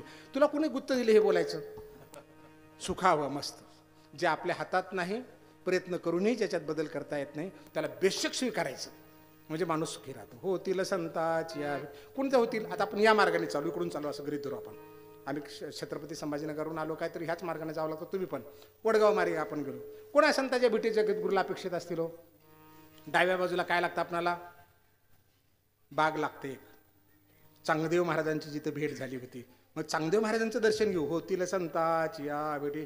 चांगदेव महाराजाला नमस्कार करून सांगून, महाराज आपल्याप्रमाणे आमच्यामध्ये अजिबात अभिमान येऊ नये, अशी आमच्यावर कृपा करा. त्यांचा अभिमान संपला म्हणून ज्ञानोबारायांची कृपा झाली त्यांच्यावर. मागून आपण सुखायचं, खूप चांगलं ठेवलंय, आम्हाला अभिमान नाही, पण चुकून पण येऊ देऊ नका, एवढी आमच्यावर कृपा करा. बाकी काही नाही, ज्ञानोबारायांचा तुम्हाला सहवास लाभला म्हणून तुम्ही भाग्यवंत आहात, आमच्यावर पण कृपा करा. झाली आहे का संतांची भेट आपल्याला? आहेत ना रस्त्यामध्ये? नाही सांगायचं दुःख तिथं जाताळामध्ये, माय इथं हेच केलं नाही, बाथरूमच दिसणार, किती घाण पडले, फलाना झाले, हे बाकीचं बघूच नको तुझ्या डोळ्याला. ज्ञानेश्वर डोळा पाहू. काय दिसलं पाहिजे? ज्ञानेश्वर महाराजांच्या ज्याला सहवास लाभला ते फक्त चांगदेव महाराज दिसले पाहिजे, त्यांची भेट दिसली पाहिजे. चांगदेव महाराज साधे संत नाहीत बरं का. आपण म्हणतो गर्वाभिमान होते, फलाने होते, ते ज्ञानोबारायांच्या दृष्टीनं ठीक आहे त्यांच्या. आपण फार लहान माणसं आहोत. 1400 वर्ष तपश्चर्या केलेला महात्मा आहे. मेलेले मुर्दे उठवायची ताकद म्हणजे सामान्याची ताकद नव्हे, प्रचंड मोठे संत आहेत, प्रचंड मोठे. अहो मुर्दे सहज उठू शकतो का कोणी माणूस? वाघावर बसून हातात सापाचा चाबूक सामान्य माणूस चालू शकतो का? एवढ्या मोठ्या ताकदीचे होते, फक्त रस्ता बिघडला होता, तो रस्त्यावर योग्य मार्गावर आले म्हणून त्यांना पण नमस्कार घेतला पाहिजे. होतील संताची भेटी. कुणाला गोष्ट छान सांगितली आपण? चांगदेवाला सांगितले, महाराज तुम्हाला मानलं पाहिजे, तुम्ही खूपच चांगले आहात नावाप्रमाणे, की तुम्ही 1400 वर्षाचे आणि आईसाहेब 14 वर्षापेक्षा लहान, तरी तुम्ही त्यांना सद्गुरू करून घेतलं, त्यांच्या पुढे नम्रमस्तक झालात. हीच नम्रता माझ्या पतीमध्ये येऊ द्या. मला पण असं लहान आणि मोठं असं वाटून मला सगळे सारखे वाटले पाहिजेत, असं आपल्याला वाटलं पाहिजे. आणि भलतिया जाती जन्मावे, भजावे का विरोधावे, भक्त का वैर्या व्हावे माझी आजी. लहान असो, मोठा असो, उच्च असो, नीच असो, आम्हाला काही देणे घेणे नाही. स्त्री असो, पुरुष असो, गरीब असो, श्रीमंत असो, आम्हाला सगळे आहेत. ज्ञानोबारायांची कृपा आहे. चांगदेव महाराज तुम्ही सहवासात आमच्यावर ही कृपा करा, की आम्हाला सुद्धा ही सगळी चांगली दिसली पाहिजे, संसार चांगला वाटला पाहिजे, लेक आणि सून, सासू आणि आई आम्हाला सगळे सारखे वाटले पाहिजेत. एवढी कृपा मागा त्यांना. झाली सुखाची गोष्ट आपली सांगून. गेल्या वर्षी पण आम्ही आलो होतो तुमच्या दर्शनाला, यावर्षी पण आलो. अजून कृपा करा की पुढल्या वर्षी पण आम्ही येत राहिलो पाहिजे तुमच्याकडे, जोपर्यंत जिवंत आहे तोपर्यंत. भरपूर झाला हा समाज, याच्यापेक्षा वेगळं मागण्याची गरज नाही. आता पुढे जाऊ आपण. होतील संताची भेटी. आळंदी डोळ्यासमोर आली पाहिजे बरं का, कारण अभंग जर सुटलाच नाही तर मजा काय त्या कीर्तनात बसण्यामध्ये. पुढे गेलो आपण, काय दिसते आपल्याला? इंद्रायणी दिसते. इंद्रायणीमध्ये उड्या मारू. मी इंद्रायणी संत आहे का? आता प्रश्नच पडेल ना आपल्याला. संताच्या भेटी म्हणल्यात इंद्रायणीला संत. चांगदेव महाराजांचं ठीक आहे. मणिकर्णिका भागीरथी, शांतीब्रह्म एकनाथ महाराजांचा अभंग आहे. काय म्हणाले? मणिकर्णा भागीरथीचं कौतुक सांगितलं तर, येथीचे वृक्ष पाषाण ते अवघे देव जाण. देवते संत देवते संत, देव संत एकच आहेत. आता हे देव म्हणून सांगितलं इंद्रायणीला. कोणी सांगितलं? शांतीब्रह्म एकनाथ महाराजांनी सांगितलं. म्हणजे हे संत आहेत. कोणाचं दर्शन घेतलं आपण? इंद्रायणीचं दर्शन घेतलं आणि सांगितलं, माते किती अडी अडचणीतून वाहत जातेस. आम्हाला संसारात तर एवढ्या अडचणी नाहीत, पण आम्हाला लई संसार अवघड वाटतो. तुझा संसार किती अवघड आहे बघ ना. किती घाण माणसं येतात, कपडे धुतात, फलानं करतात, तरी तू सगळ्याला सामावून घेतेस. आहे का नाही संत? तुझी कृपा आमच्यावर होऊ दे. आमच्यात सुद्धा अशीच बुद्धी येऊ दे की गरीब असो, श्रीमंत असो, फाटका असो, तुटका असो, सगळ्याला तुझ्यासारखं आम्हाला सामावून घेण्याची ताकद आमच्यामध्ये दे. इंद्रायणी मातेला मागू शकतो का नाही सांगा बरं? आपण मागू शकतो ना. नाही मागत आपण. तिथं बुडून सुद्धा काय ते बोलत राहतं, पाणीतली घाण आले, ते पानं आले, ह्या असतं कान फुला. मग तू काढ ना. मंदिराच्या पेटीमध्ये पैसे टाकीत नाहीत लोक आपले. लय अवघड येतं. 1000 लोक असतील गावची लोकसंख्या. पुजाऱ्याला विचारू का तुमच्या पेटीत महिन्याला किती रुपये निघतात म्हणून? 1000 पण निघत नाहीत. उगे येते दणकन घंटी वाजवतोय. देवा बघ, मग माझं इतकं वाईट नाही बघ, तुझ्याला मी तोंड बघणार नाही, तुझ्या आता एका दिवशी सोडून देईन, फला नकर. वा वा, काय तुझा अधिकार आहे बाबा, प्रचंड अधिकार आहे. किती भांडायला निघाला, ताकद लागते भांडायला. तेवढं यावं लागतं तिथं, डोळ्याला तेवढं दिसलं पाहिजे आपल्याला, तसं आपल्याला वागता आलं पाहिजे. बिलकुल तुमच्या त्याला गरज आहे. तुम्ही शिवाय देऊन या. हो हे काळ्या तोंडाच्या, तुला कोणी काढ सांगितलं माझ्या पायातला काटा काढायला? आवडेल ना त्याला. पण तेवढं तुम्ही निर्माण करा ना. किंबहुना धनुर्धरा जो मातेच्या उदरा, तो मातेचा सोयरा घेतुला पा. देवी मी तया जैसे असती तैस्या, कळी काळ नुकुनिया घेतला पट्टा. अरे आईच्या लेकर पोटो लेकराला आल्यानंतर तो काळा आहे का, बुटका आहे, लांब आहे का, गोरा आहे का, दिव्यांग आहे, काही असू दे, तिला त्याच्या इतकं प्रीत जगात काहीच नसतं. अगदी त्या भगवंताला सुद्धा तसं आहे. पण त्याच्या पोटी या ना, त्याचं लेकरू व्हा ना, बघू ना होता येतं का. आणि त्याच्या लेकरू झालं तर संतांच्या भेटी झाल्या सुखाच्या, दुसरं काय सांगणार होतं आपण? काय तुम्हाला सांगितलं मी, ते बागच सुखाची आहे, सर्व सुखाच्या लहरी. त्या सुखामध्ये वेगळं आपल्याला सुचतच नाही. कारण तिथे गेलो कीर्तनात, आणि ते कीर्तनच ऐकायचं. घडी का असं बघायचं लगेच, आता इतके वाजले बाबा 8:15, अजून पाऊण 45 मिनिटं, आता तर दुसरं चरण चालू आहे. मग जा उठून घरला. तुला कोणी बसायला सांगितलं? इथं काही बंधन नाही कीर्तनामध्ये, अजिबात नाही. मला तर 100% खात्री आहे की तुम्ही स्वतःच्या मनाने आलेला. स्वतःच्या मनात आहे का? लोखंडाने लोखंड कापावं लागतं. तसं कीर्तनकारांनी आपल्यातले दोष काढावे लागतात, सांगावं लागतं आपल्याला काय चुकू लागले आपलं ते. म्हणून सुखाच्या गोष्टी सांगूया आपण, दुःखाच्या गोष्टी कोणाला सांगणार नाही. आलो आपण इंद्रायणीमध्ये स्नान केले. इंद्रायणी माता संत आहे. भगीरथी माता तिथे आहे, भगीरथीचं कुंड आहे. ज्ञानोबरायांनी स्नान केलं होतं तिथे. त्या भगीरथी मातेचं स्नान करू, तिथलं थेंबर पाणी घेऊ. जर कचरा तिथं पडला असेल ना, जर काढून टाकला तर काढून टाकू, किमान आपला तरी कचरा त्याच्यात टाकू नका. एवढं झालं तरी संताची भेट झाली, सुखाची गोष्ट सांगितली. तर बघायचं नाकाला आवडतं, किती घाण उठलंय फलानं झाले. तुला बघायला नाही पाठवलंय का? तुला काम पण करता आलं पाहिजे ना, हातपाय दिलेत ना भगवंतानी, जेवढं करता तेवढं कर. एवढ्या लोकांनी जर ठरवलं तर एका दिवसामध्ये इंद्रायणी स्वच्छ होऊ शकते. उभं कोपरा हात धुवून बघत राहतो आपण. ते करतील, त्यांचं काम आहे. त्यांचं कोणाचं काम आहे? आपलंच काम आहे. हे संत आहेत. पुढे येऊ आपण. मध्ये आल्यानंतर हायबती बाबाची पायरी आहे. फार मोठे संत आहेत बरं का हायबती बाबा. उगं तिथं चपला सोडायच्या आणि घसकनमध्ये जायचं ज्ञानोबाऱ्याकडे, असं नका करू. हायबती बाबाच्या पाया पडत जा तिथे. कारण ही दिंडी यात्रा त्यांच्यापासून सुरुवात झाली, हायबती बाबापासून सुरुवात झाली. हायबती बाबाला नमस्कार होतील संताची या भेटे. हायबती बाबा अनंत उपकार आहेत तुमचे की तुम्ही दिंडी सुरू केली. ज्ञानोबाऱ्याच्या सगळा प्रचार तुमच्या माध्यमातून सुरुवात झाला. ज्ञानोबारा आम्हाला तुमच्यामुळे बऱ्यापैकी कळले, असं आपण हायपती बाबाला म्हटलं पाहिजे, त्यांना नमस्कार केला पाहिजे. आणि त्यांना 2 गोष्टी सुखाच्या की तुमच्या कृपेने आम्ही इथपर्यंत आलो सांगावं. पुन्हा मध्ये जावं. मध्ये गेल्यानंतर उजव्या बाजूला सुवर्ण पिंपळ आहे, ज्याला आईसाहेबांनी, ज्ञानोबाराच्या आईसाहेबांनी 1,00,000 प्रदक्षिणा घातल्या होत्या. त्या सुवर्ण पिंपळाकडे ते त्यांच्या पतीचे सद्गुरू बसले होते. तिथून ज्ञानोबराया निवृत्तीना सर्व जन्माला आले, संसार झाला. म्हणून त्याचं सुद्धा आपण स्मरण केलं पाहिजे. त्याला पण 1-2 प्रदक्षिणा घालता आल्या तर घातल्या पाहिजेत. आणि त्यांना पण सुखाची गोष्ट सांगितली पाहिजे की तुम्ही एवढ्या दुःखामध्ये, ऊन पाऊस वाऱ्यामध्ये जशाच तसे आहात. आमच्या संसारामध्ये पण ऊन पारे पाऊस येतात आणि आम्ही उगीच घाबरून जातो. तुमच्याकडे बघितल्यानंतर आम्हाला प्रेरणा मिळते. म्हणून त्यांना पण नमस्कार आपण करावा.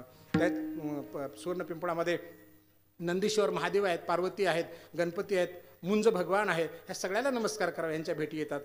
फिरल्यानंतर बाजूला आपल्याला श्री रामभक्त हनुमंतराय दिसतात आणि उजव्या बाजूला गरुडजी दिसतात. भगवंताचं वाहन आहे हनुमंतराय. प्रचंड मोठे संत आहेत, सात्विक आहेत, देव आहेत. त्यांना नमस्कार करावा. गरुडाला नमस्कार करावा. पुढे गेल्यानंतर डाव्या बाजूला गेल्यानंतर हायबती बाबाची संजीवन समाधी आहे. खूप बारीकीनं बघा बरं का. हायबती बाबाशिवाय माऊलीला राहताच येत नाही. कोणी बघितलं का बारीकीनं? तिथं माऊलीची संजीवन समाधी आहे एवढी, हायबती बाबाच्या तिथे. लक्षात आलं? साक्षात माऊली तिथं जाऊन बसलेत. एवढे मोठे महान संत आहेत. असं सांगितलं जातं हायबती बाबा जेव्हा भजन करायचे ना, गायन करायचे ना, तर माऊलीची संजीवन समाधी अशी डोलायची.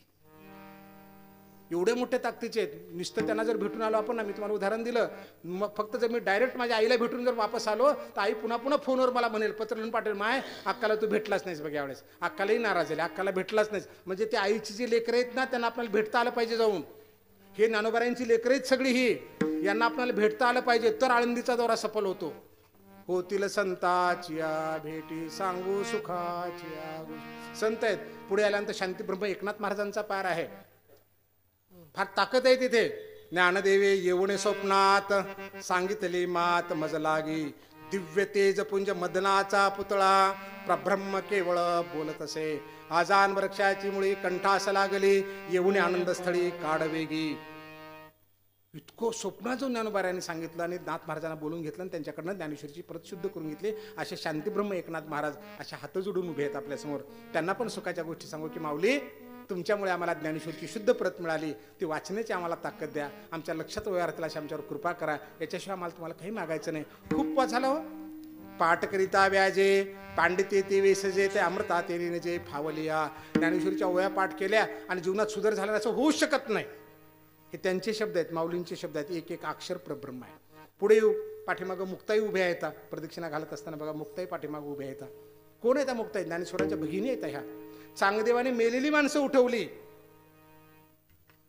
मुक्ताईची ताकद फार मोठी आहे बरं का. संत मुक्ताई प्रचंड ताकदीचे आहे. तिथे जाऊन नमस्कार करता आला पाहिजे आम्हाला. माऊलीला भेटायला गेल्यानंतर रस्त्याने चालले होते, लोक पळत होते. लोकांनी विचारलं, मुक्ताईने विचारलं, हे कुठं पळू लागले लोक? ते म्हणे मुर्दे उठवतो म्हणे, चांगदेव आलाय.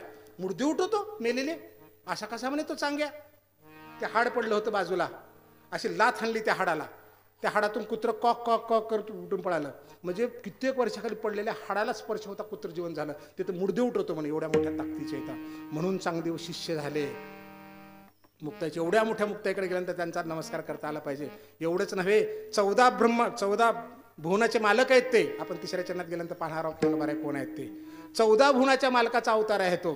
तर त्या अवतारात असणाऱ्या ज्ञानोबारायांनाच समाजाला तुमच्या आमच्यासारखं कंटाळून झोपडीचं दार बंद केलं, मुक्ताईनं उघडायला लावलं. ताटी उघडा ज्ञानेश्वरा.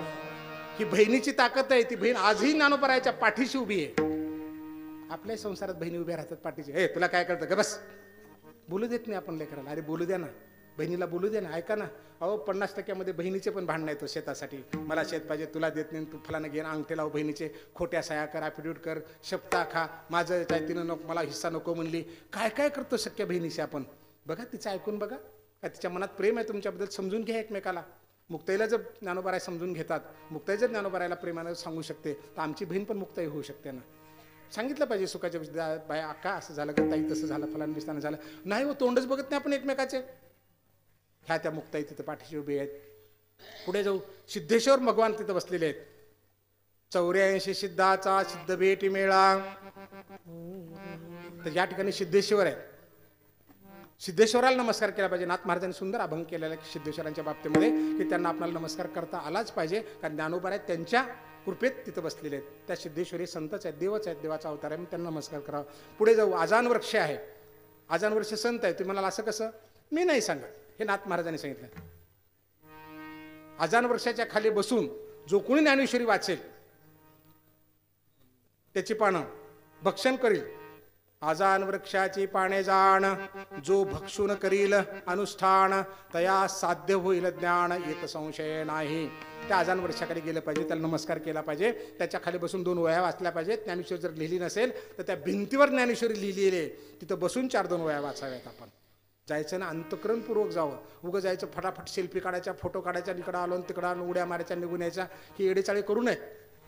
हे सगळं आनंदाने करा. हे सगळं बघितल्यानंतर आनंदही करा. मी फोटो काढू नका असं म्हणणार नाही, कारण ती आठवण आपल्याला राहिली पाहिजे, बघितलं पाहिजे, लोकांना सांगितलं पाहिजे. आपण सुखाच्या गोष्टी आहेत ह्या सगळ्या. आजान वृक्षाला घालावा, कारण ज्ञानोबारायांच्या कृपेतला तो वृक्ष आहे. ज्ञानोबारायांचा साक्षात स्पर्श त्याला झालेला आहे, म्हणून त्याला आपल्याला नमस्कार करता आला पाहिजे. सुवर्ण पिंपळाला करता आला पाहिजे. पुढे मध्ये जाऊ आपण. विनेकरी तिथं उभा राहिलेला असतो, न चुकता त्याच्या पाया पडत, कारण रात्रंदिवस ज्ञानोबारायांच्या दारात येतो. ज्ञानोबारायांच्या अंगावरची धूळ इकडे येते, इकडली धूळ तिकडे जाते. कैवल्य सुखासाठी परमाणु घे किरटी, जे उधळती पाया पाटी चालता जे. एक कण सुद्धा त्यातला म्हणतात भगवंत खुश होतो, म्हणतात पांडुरंग खुश होतो की माझ्या भक्ताची धूळ माझ्या अंगावर पडावी. साक्षात तिथं भक्त उभा राहिलेला आहे, त्यांना नमस्कार आपण करावा. संतच आहेत ते आपल्या दृष्टिकोनातून. रामकृष्ण हरी सारखं चालू. मध्ये गेलो, गुलाबरावजी महाराज, ज्ञानेश्वर कन्या, त्यांचा फोटो मोठा लट लावला आहे, त्यांना नमस्कार करा. मामा दांडेकरांचा आहे, जोग महाराजांचा आहे, नरहरी महाराजांचा आहे. सगळ्या संतांना नमस्कार करा. सगळे संत शांत तिथून बघावं आपण. चालेल की असे कोपरेकडे पुढे सरक, मागं सरक, मध्ये कसं काय घुसलीस, पण इकडं कसं काय घुसलास, हे करत बसू नये तिथे. झालं दे ना 4-2 मागं गेले काय पुढे काय, आपण आलो कशासाठी, अजून बरं मिळालं आपल्याला. चालेत ना पुढे दोघंचं वजन, जास्त वेळ मिळाला आपल्याला तिथे थांबायला, त्याच्यात आनंद मानावा. सुख आहे तिथे, जे करता आलं आपल्याला त्या गोष्टी करायचं. पुढे आलो, कीर्तिमुख आहे तिथे बघा, तोंड असं दिसतं खाली दगडावर, दिसतं का असं तोंड, पाहिलं कीर्तिमुख. त्या कीर्तिमुखाला नमस्कार करावा, न चुकता करावा. तो संत आहे फार मोठा. कोण आहे तो कीर्तिमुख? जालिंदरचा शिष्य आहे तो. जालिंदर नाही, क्षमा असेल, जालिंदर शिष्य नाही, सांगतो तुम्हाला. जालिंदरने एक राक्षस पाठवला होता, प्रचंड मोठा राक्षस, पार्वती मातेचं हरण करण्यासाठी. महादेवाला कळलं की तो राक्षस पार्वतीचं हरण करायला आलाय. महादेवाने आपला केस उपटला आणि त्याच्यापेक्षा सुद्धा महाभयानक ताकदीचा एक देव तयार केला. त्याचं नाव आहे कीर्तिमुख. आणि सांगितलं, कीर्तिमुखा, त्या राक्षसाला खाऊन टाक. त्याला प्रचंड भूक लागली होती, एवढ्या मोठा पोटाचा हा देव तयार केला आणि त्या राक्षसाला खायला गेला आणि त्या राक्षस घाबरलं आणि आलं आणि महादेवाचे पाय धरले. देवा माफ कर, मला माफ कर, माझं चुकलं, माफ कर. आता माफी मागायला तर माफ केल्याशिवाय पर्याय नव्हता. मग देवाने त्या कीर्तिमुखाला थांबवलं. थांब म्हणे कीर्तिमुखा, मी याला माफ केलं. तो राक्षस निघून गेला. कीर्तिमुख म्हणे, देवा आता भूक भयंकर लागली, मी काय खाऊ? महादेवाने सांगितलं, तुलाच खाऊन घे म्हणे, तुझं आता. आणि महादेवाने आपलं ओम नमः शिवाय म्हणून तपश्चर्याकडे डोळे बंद केले. त्यानं स्वतःला पूर्ण खाऊन टाकलं, फक्त मुंडकच राहिलं एवढं. कीर्तिमुख तिथं आहे, त्याचा नमस्कार करायचा आपल्याला. मग पुन्हा ते म्हणू लागलं, देवा मला भूक लागली.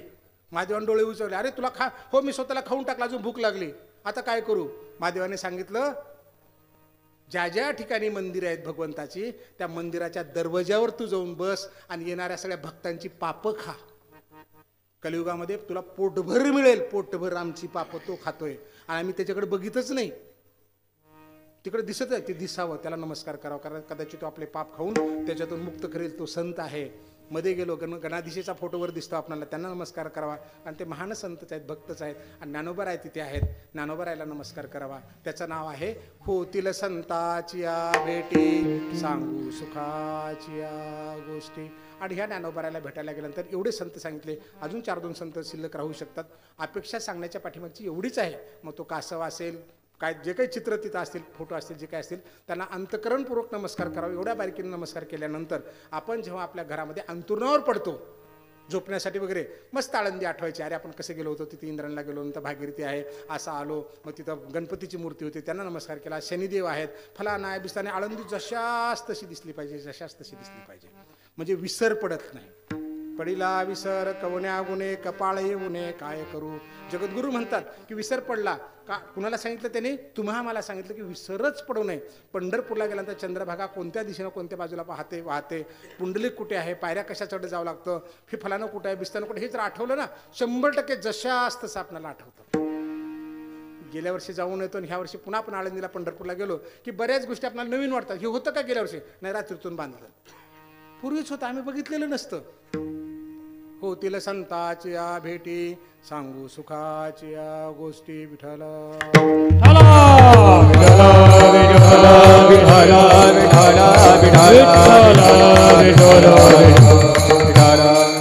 थोडक्यामध्ये या चरणाचा सारांश मध्ये तुम्हाला अर्थच असा सांगेन की तिथला दगड धोंडा सगळंच देव आहे, सगळं संत आहे.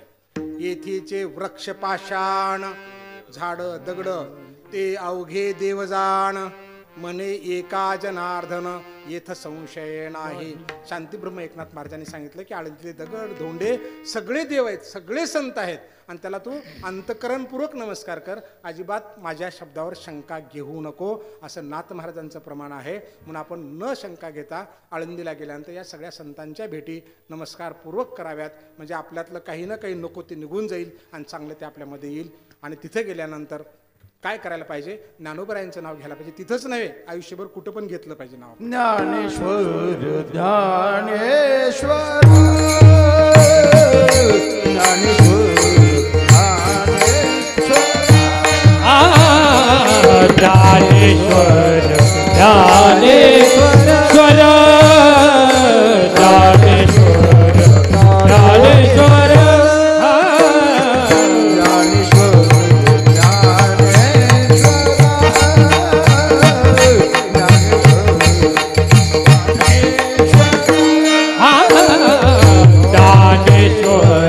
ज्ञानेश्वर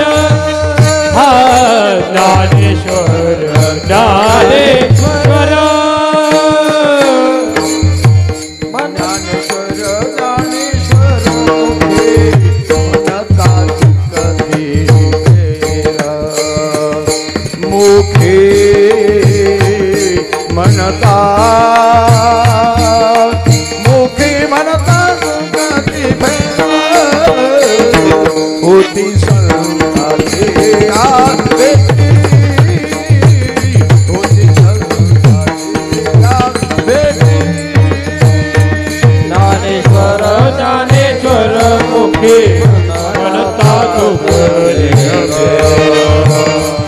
ज्ञानेश्वर म्हणता मुखी म्हणता तुकती होती संताची या भेटी होती संताची या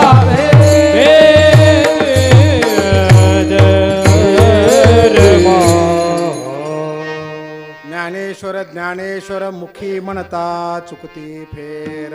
जगद्गुरु तुकोबाराय असं म्हणाले की तुझ्या मुखातून ज्ञानेश्वर ज्ञानेश्वर जर बाहेर पडत गेलं तर तुझे फेर चुकतील. 84 लक्ष योनीचा फेरा. ज्ञानेश्वर ज्ञानेश्वर मुखी म्हणता चुकती फेर. फेर म्हणजे पुन्हा जन्माला या, पुन्हा मारा, पुन्हा जन्माला या, पुन्हा संसारात अडका, पुन्हा जा. हे काही तुझ्या राहटगडगं तुझ्या वाट्याला राहणार नाही. कशामुळं? ज्ञानेश्वर ज्ञानेश्वर म्हणल्यामुळं. कोण म्हणाला हो हे? प्रचंड अधिकार असणारे म्हणाले बरं का. प्रचंड अधिकार, ज्यांचं साधन नाव घेतलं तर यम थरथर कापेल असे म्हणाले. तुकाराम तुकाराम नाम घेता कापे यम. सामान्य माणसाच्या मुखातले शब्द नव्हे ते ज्ञानोबारायच्या बाबतीमध्ये. कुणाच्या इथं? ज्यांचं नाव घेतलं ते यम कापतो.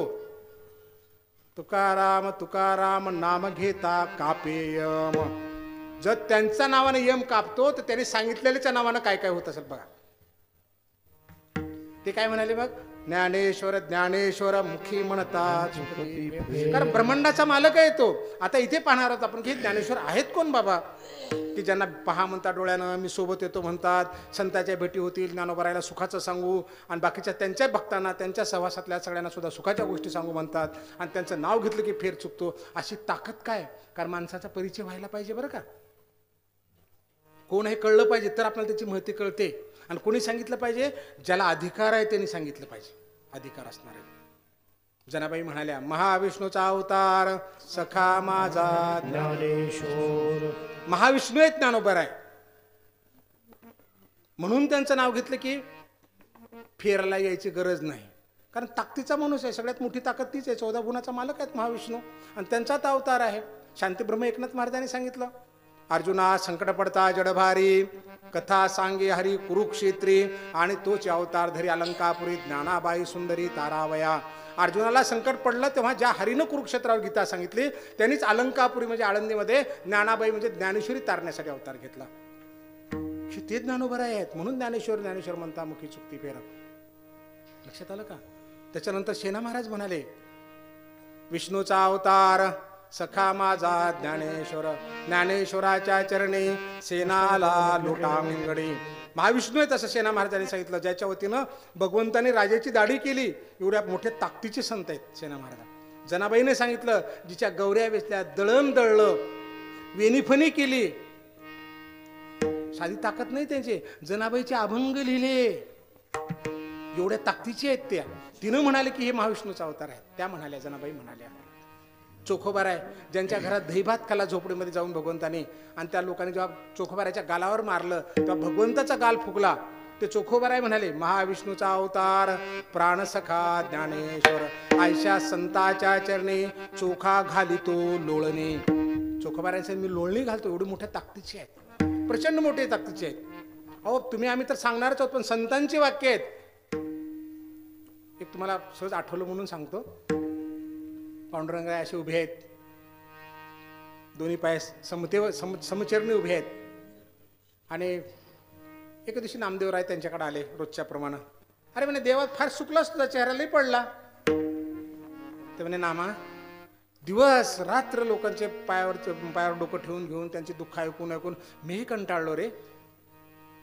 कमाल आहे की नाही सांगा बरं. शेवटी त्यालाही कंटाळा येऊ शकतो की नाही सांगा. 14 भुवनाचा मालक कंटाळला. ते म्हणे, आता मी कुणाकडे जाऊ म्हणे विश्रांती घ्यायला, कुठं मला समाधान वाटेल. कोण म्हणाला? 14 भुवनाचा मालक. आता पांडुरंगाला जर कंटाळा आला, त्यांना जर दुःख झालं, त्यांना जर त्रास झाला, असं कुणाकडे समाधान मागायला जाणार आहेत? मी तुम्हाला माझंच उदाहरण सांगतो. मी शिकायला असताना संभाजीनगरला माझे वडील कधी चिडचिड करायचे. तेव्हा मोबाईल नव्हते, फोन आमच्या लँडलाईनच्या घरात फोन नव्हता, परिस्थिती थोडीशी अवघड होती आमची. आणि घरात वडील चिडचिड करू लागले की आई काय म्हणायचे, हो का बघा तुमचं काही डोकं ठिकाणावर राहिलेलं दिसत नाही, तुम्ही लई चिडचिड करू, तुम्ही काय करा जा बरं औरंगाबादला. तेव्हा औरंगाबाद म्हणायचे, औरंगाबादला जा बरं लेकराकडे जा, 2 दिवस राहण मग या. कुठे? माझ्याकडे. मी बापाहून मोठं आहे का हो? नाही. पण आई म्हणायची तुम्ही जा, तिथे गेल्याशिवाय तुम्ही समाधानी होत नाही, बरं जाऊन या बरं 2 दिवस. तिने चिडचिड करू, वडील काय म्हणायचे, तू जा बरं लेकराकडे 2 दिवस राहून ये बरं, तुझं लई डोकं बिघडलेलं आहे. मग माझ्याकडे आले, काही नाही मी काय करायचं त्यांना, बाप्पा हे खाल्लं का ते का, मी हे शिकू लागलो, फलानं घेतो, ट्युशन घेतो, बिस्तानं घेतो, मी इकडे चला तिकडे चला, पाया पडू, दर्शन करू, पुन्हा बसमध्ये बसवायचं, तिकीट काढून गावाकडे पाठवून द्यायचं. बाप एकदम खुश. काय नेलं बापापासून माझ्यापासून येऊन बापाने? काही नाही, फक्त माझी भेट घेऊन गेली. मग नामदेवरायला देव काय म्हणाले, लई कंटाळलो ना मामी, काय करू म्हणे, आता मी कुणाकडे जाऊ विश्रांती केला, जगात आहे कोण म्हणे माझ्यासारखं बघायला बसायला, मी कुणाकडे विनंती करू शकतो, मी कुणाकडे समाधानासाठी सांगतो. नामदेवरायने सांगितलं, तुला कोणी सांगितलं देवा की सगळ्यात मोठा तूच आहेस म्हणून? तुला विश्रांतीचं स्थान नाही म्हणून कोणी सांगितलं? नामा म्हणे देवा चला तया ठाया विश्रांती घ्यावया कल्पवरे. अरे चला आळंदीला, ज्ञानोबरायाकडे चला, ज्ञानेश्वर ज्ञानेश्वर मुखी म्हणता चुकती, ज्ञानोबरायाकडे चला, घ्या विश्रांती, तेथे कल्पवर तुमचं दुःख निघून जाईल, तुम्हाला अशांती निघून जाईल. कुणाकडे गेल्यानंतर? ज्ञानोबरायांकडे गेल्यानंतर. म्हणून ज्ञानेश्वर ज्ञानेश्वर मुखी म्हणता चुकती. म्हणून ज्ञानोबा तुकाराम म्हणायचं. ज्ञानेश्वरांचं नाव काय घ्यायचं, कारण हे सगळ्यांनी माहिती सांगितलं आणि तेवढ्या ताकदीचे तिथे, तेवढ्या ताकदीचे तिथे हे ज्ञानोबा आहेत. आता ज्ञानोबारायचं नाव कशात आहे हो? ज्ञानेश्वरीमध्ये आहे. ज्ञानेश्वरी म्हणजे ज्ञानोबा आहेत. ज्ञानेश्वरीतली प्रत्येक ओवी म्हणजे ज्ञानोबा आहेत. आमच्या घरी आज एक महात्मा आले होते, बुलढाणा जिल्ह्यातले, 76 वर्ष वय सांगितलं, बरोबर 76, हे माऊली होते सोबत, 76 वर्ष वय सांगितलं. ज्ञानेश्वरी पूर्ण मुखोद्गत आहे त्यांना, पूर्ण 2 शब्दही कुठले सांगितले ओवीतले, मागचे पुढचे काही सांगा, बरोबर 10-5 वया त्याच्या मागच्या पुढच्या सगळ्या सांगतात ते. मग माझ्या बायकोने त्यांना सहज विचारलं, तुम्हाला माऊली भेटले का? है ना, असंच विचारलं ना, फक्त ऐकलं, मी काही बोललो नाही, बोलू द्या मला, कारण बायकांना पोरांना बोलू देत जाऊ बरं का, लगेच टे करून लगेच ताणून बोलू नये, दुःख येतं संसारामध्ये, सुख राहत नाही. त्यांना आनंद घ्यायचा, घेऊ द्यायचा. तुम्हाला माऊली भेटले का? ते काय म्हणे, अहो ज्ञानेश्वरीतल्या प्रत्येक अक्षरात माऊली आहेत ना, वेगळं काय भेटायची गरज आहे, हे त्यांचं वाक्य आहे. साचची बोलाचे नव्हे हे शास्त्र, हीच ओवी सांगितली त्याने, साचची बोलाचे नव्हे शास्त्र, संसार जिनते हे शस्त्र, आत्मा अवतरते मंत्र अक्षरे ये. त्यातला अक्षर ज्ञानोबा आहे. म्हणजे ज्ञानेश्वर म्हणायचं आहे ना, सारखं नुसतं ज्ञानेश्वर नाही, ओम नमो ज्याद्या वेद प्रतिपाद्या जय जय संसवेद्या, किंबहुना तुमचे केले जो जे वांछिल तो ते लाहो, ते तर म्हणे विश्वेश्वराहो. हा आठवल ते म्हणा ना की ज्ञानोबरायचे आहेत, तेच मुख आहे, कारण त्यातलं शब्द ज्ञानोबा आहेत. ते म्हणायचे ज्ञानेश्वर ज्ञानेश्वर मुखी म्हणतात. साक्षात भगवंताला जर त्यांच्या नावाला भेटल्यानंतर किंवा त्यांची भेट झाल्यानंतर समाधान वाटू शकतं, तर तुमच्या माझ्यासारख्या सांसारिक माणसाला भेट झाल्यानंतर आनंद वाटणार नाही का? वाटणारच आहे, पण तसं भेटलं पाहिजे. कसं भेटलं पाहिजे? आपण सुरुवातीला पाहिलं ना, आवडीने भावे हरिनाम घेसी तुझी चिंता. आपलं लेकरू येतं बघा, काय तुम्हाला दुःख सुख घेऊन जायचे ते घेऊन जावं, बेसे कडकडून भेटा, काय भांडायचं भांडा तुम्ही त्यांच्याशी. काय त्याने सांगितलं ना, भांडण माझ्याशीच कर, भलतिया जाती जन्मावे, भक्त का वैरिया व्हावे, बजावे का विरोधावे माझी याची. अरे भक्त हो, विरोध कर, काय तुला जे करायचं माझ्याशी कर ना, तू माझ्याशी भांडण कर. लोह क्यांशे झगटले या परिसे, येरीकडे या पैसे सुवर्ण होय. लोखंड आणि परिसाचं भांडण झालं तरी सोनच होतं ते स्पर्श झाल्याबरोबर. तुम्ही म्हणाल आम्ही लोखंडच पाहिलं नाही, आपला परिसच पाहिला नाही, ठीक आहे परिस पाहिला नाही. या माऊलीच्या समोर खांबा आहे तिथे बाजूला, त्याच्यावर एक बटन आहे त्या लाईटचं. मी मला माऊली लाईट अंधार पडला, जरा बटन दाबा ना. त्याने सांगितलं महाराजाच्या आज्ञेने प्रेमाने बटन दाबलं काय होईल? लाईट लागेल. मी यांना म्हणलं माऊलीतलं बटन दाबा बरं, इथलं लाईट लागेल. त्यांना वाटलं काय म्हाताऱ्या माणसाच्या मागे लागतं बसून, त्यांना रागा असं पटकन हाणलं बटनावर, काय होईल हो? अरे वा, म्हणजे प्रेमानं दाबलं तरी लाईट लागते, जोरानं हातात रागात हाणलं तरी लाईटच लागते, कारण त्याला कळतच नाही. ते त्याला एवढंच कळतं की मला दाबले, मला स्पर्श केला, मला प्रकाश द्यायचे. तेच वेळ पण आहे ते सगळं भगवंताकडे, माऊलीकडे तेच आहे. तू कुठल्याही बाणी भलतिया भावे, शरण जाता भेटी, पाडितसे तुटी जन्म व्याधी. अरे कुठल्याही भावनेनं जा ना, तू भांडण करायच्या निमित्तानं जा ना, शिवाय द्यायचं जा, माझं असं काय केलं असतं, भांडण्यासाठी जा तरी चालतं त्याला. म्हणून ज्ञानेश्वर ज्ञानेश्वर मुखी म्हणता चुकती फिर. म्हणून ज्ञानेश्वर ज्ञानेश्वर म्हणायचं आपल्याला. कारण त्यांना दुसरं काहीच कळत नाही. तुम्ही रागानं बटन दाबा, प्रकाशच द्यायचा आहे. प्रेमाने दाबा, प्रकाश. आळंदीला माझ्यावर भांडणं करण्यासाठी या तरी तुमचं कल्याणच करायचं आहे. प्रेमाने यायचं आहे तरी कल्याणच करायचं आहे. म्हणून काय केलं पाहिजे, त्यांचं जे जे साहित्य आहे ना, किंवा त्यांच्यावर लिहिलेलं जे जे साहित्य आहे, किंवा ते ज्यांच्यावर प्रेम करतात ते सगळं म्हणजेच ज्ञानेश्वर महाराज. ज्ञानेश्वर ज्ञानेश्वर मुखी म्हणतात. 100% त्यांचं आहे. म्हणून या मुखातून म्हणायला शिका. माऊलीचं आपण नाव प्रेमाने घेतो, ज्ञानेश्वर म्हणतो. जगद्गुरु तुकोबारायांचं तुकाराम महाराज म्हणून नाव घेतो. नाथ महाराजांना एकनाथ महाराज म्हणतो आपण. समर्थ रामदासांना त्यांच्या नावानं चांगला हाक मारतो. सगळ्या संत महात्म्यांना, मोठ्या लोकांना म्हणतो. हे मुख बघा बरं का आपलं. मुखी म्हणता, मुखातून म्हणायला सांगितलं आपल्याला. त्या मुखाला सांभाळा. आपल्या लेकरांची नावं काय असतात हो? नारायण, श्रीराम, श्याम, ज्ञानेश्वर, तुकाराम, एकनाथ, जनार्दन, भानुदास. आम्ही काय म्हणतो? ते भान्या होय, ते एक्या, ते नार्या, ते राम्या, ते राधी. तो काही मुख आमचं. ज्ञानेश्वर ज्ञानेश्वर मुखी म्हणता चुकती. अरे ह्या मुखातून ज्ञानेश्वर ज्ञानेश्वर म्हणणं बाबा. हा तो रामेश्वर का? ते नारायण का? अहो त्याला कळत नाही हो देवाला. त्या तुम्ही त्या काय सांगू तुम्हाला. ते गणिका बघा, ते काय पुतना राक्षसीन बघा, पिंगळा बघा, आजामेळा बघा. त्यांना देवच माहित नव्हता तरी हाका मारला तरी तो अजून भेटला. त्याला दुसरं कळतच नाही. हाक मारले की हाके सरशी मारी नोडे मारिल उभा स्तंभ फेडी ऐशी कृपावंत कोण माझ्या विठाई वाचून. त्यांना दुसरं काहीच कळत नाही. तुम्ही फक्त हाक द्या आलाच म्हणून समजा. भांडण केलं तरी चालतं. आपलं लेकरू, आपणला लेकरू होत आलं पाहिजे. आपलं लेकरू शेतातून येतं, आपल्या काखेत बसतं, डोक्यावर जळण असतं, हातात काहीतरी भाजीपाला असतो, दुसऱ्या हातात काहीतरी असतं, ते काकत बसतं. गपचूप येतं का हो? काकत बसतं. इतका अवघड आहे बरं का त्या आईच्या अंगावर. नाकातच बोट घालील, पदरच वडील, चष्माच वडील, अजून चिमटीलच, गालावरच हानील. आई काय म्हणते, ए टाकून देईन बघ खाली. टाकून दे, दे बरं टाकून बघू कशी टाकतीस ती. टाकलं का कोणाच्या आईनं लेकराला खाली सांगा बरं. मग घरी आल्यानंतर काय, आमचा सोन्याना लईच खोड्या करतो बाबा. डोक्यावर भारा, हातात दुधाची कॅटली, ह्या हातात भाजीपाला. काय सांगावं, सोन्यानं लई त्रास झाला. आमचा सोन्याना कृष्णापेक्षा लई खोड्या करीतो. अरे वा, राग कुठे निघून गेला. अर्जुना माई वाडे कोडे अखंड बोला आवडे परी काय की जन जोडे पुसिले ऐसे आजी मनोर्थाशी फळ तू जोडला असे केवळ जे तोंड भरून निखिळ आला असे पुसो.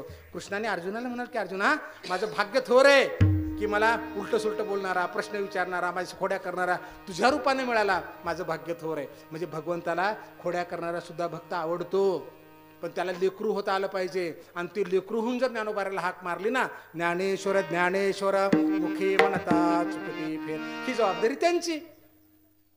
मागे पुढे उभा राहे सांभाळीत आली आघात निवारा. 100% आपलं लेकरू काय तर चॉकलेट खातं किंवा पोळी खातं, घरातलं जेवता जेवता भात खाता खरकट हात घेऊन दरवाजाचं बाहेर आपण गेट लावलेला असतो, दरवाजा लावलेला असतो. शहरामध्ये बाहेर आपण गेटच असतात, लावलेलं असतं, मधून कोंडी लावलेली असतात आणि त्या दरवाजात उभा राहतं. पुढून कुत्रे येते, गाय येते, म्हैस येते. मग त्या नुसतं त्याला बघितलं की वर ओढायला सुरू करत जोरात. कोण उडतं. मग आई घरातून बाहेर जायचं. काय झालं रे सोन्या, काय झालं बाळा, काय झालं? काही नाही, फक्त पाठीमागे जाऊन उभी राहते. काय झालं विचारते. आता रडतं का हो? नाही रडत. काय करतं, खाली वागतं, असं माती खडा का तर उचलल्यासारखं करतं. त्या गाईला कुत्र्याला हिक असं मारायला प्रयत्न करतं. कुठून आलं हो बळ हे? त्या आईची जेवढी ताकद आहे त्याला वाटतं की ही सगळी ताकद माझी आहे, ही सगळी ताकद माझी आहे. बेशक खडा उचलतं बघा, मारला काळी तर उचल मारला कर. इतकं रडत होतं. आता नुसती आई पाठीमागे. अहो ही पाठीमागे उभी राहिल्यानंतर कशाला भ्यायचं आहे कोणाला? मागे पुढे उभा राहे सांभाळीत आली आघात निवारावया. 100% आहे, पण लेकरूच होत नाही आम्ही त्यांचं. आम्हाला लेकरूच होता येत नाही. सगळ्यात मोठी अवघड आहे. आपल्याला मी पण असतो आमच्यामध्ये. जब मैं था तब हरी नहीं अब हरी है मैं नहीं. जोपर्यंत ह्या नाशवंत देहाला तू मी म्हणतोस ना, तोपर्यंत भगवंत तुझा होऊच शकत नाही. आणि जेव्हा तुझ्यातला मीपणा निघून जातो त्याला ये म्हणावंच लागत नाही. हे ज्ञानोबरायांची कृपा आहे. मग तेवढं करायचं. दररोज ज्ञानेश्वरी वाचायची, 100% वाचायची. ज्ञानोबरायांचं नामस्मरणच आहे ते आपल्या मुखातून. संध्याकाळी जेवायला बसतात ना, सगळे मिळून एकत्र जेवायला बसायचे कुटुंबातले. चटणी असो, मिरची असो, अजिबात बात करायचा नाही. हरिपाठ म्हणा, हनुमान चालिसा म्हणा, अभंग म्हणा, काय तुम्हाला गीतेतला 15वा अध्याय म्हणा, 12वा अध्याय म्हणा, काय 3-4 मिनिटाचं असतं. सगळ्यांनी मिळून म्हणायचा आणि एकत्र जेवायचा. आनंदच आनंद. सुख दुसरीकडे शोधावं लागणार नाही. तुझं आहे, तुझं पाशी 100% आमच्याजवळ आहे. आम्हाला ते सापडेल. आणि कीर्तन प्रवचन तेवढ्यासाठीच असतात म्हणून ती करायची. ज्ञानेश्वर ज्ञानेश्वर मुखी म्हणता चुकती फेर. आणि तुम्ही जर ह्या 3 चरणाप्रमाणे वागत गेलात तर तुकोबाराय म्हणतात मी शपथेवर सांगतो की पुन्हा जन्माला यायची गरज नाही. जन्मनाई रे आली का जन्मनाई रे आली का जन्मनाई रे आलिका जन्मनाई रे आलिका जन्मनाई रे आलिका जन्मनाई रे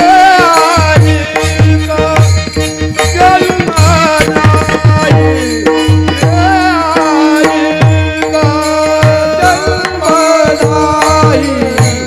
रे आलिका जन्मनाई रे आलिका तुका माने माझी बात तुका माने माझी बात ओजी चंदा किया देगी ओजी चंदा किया देगी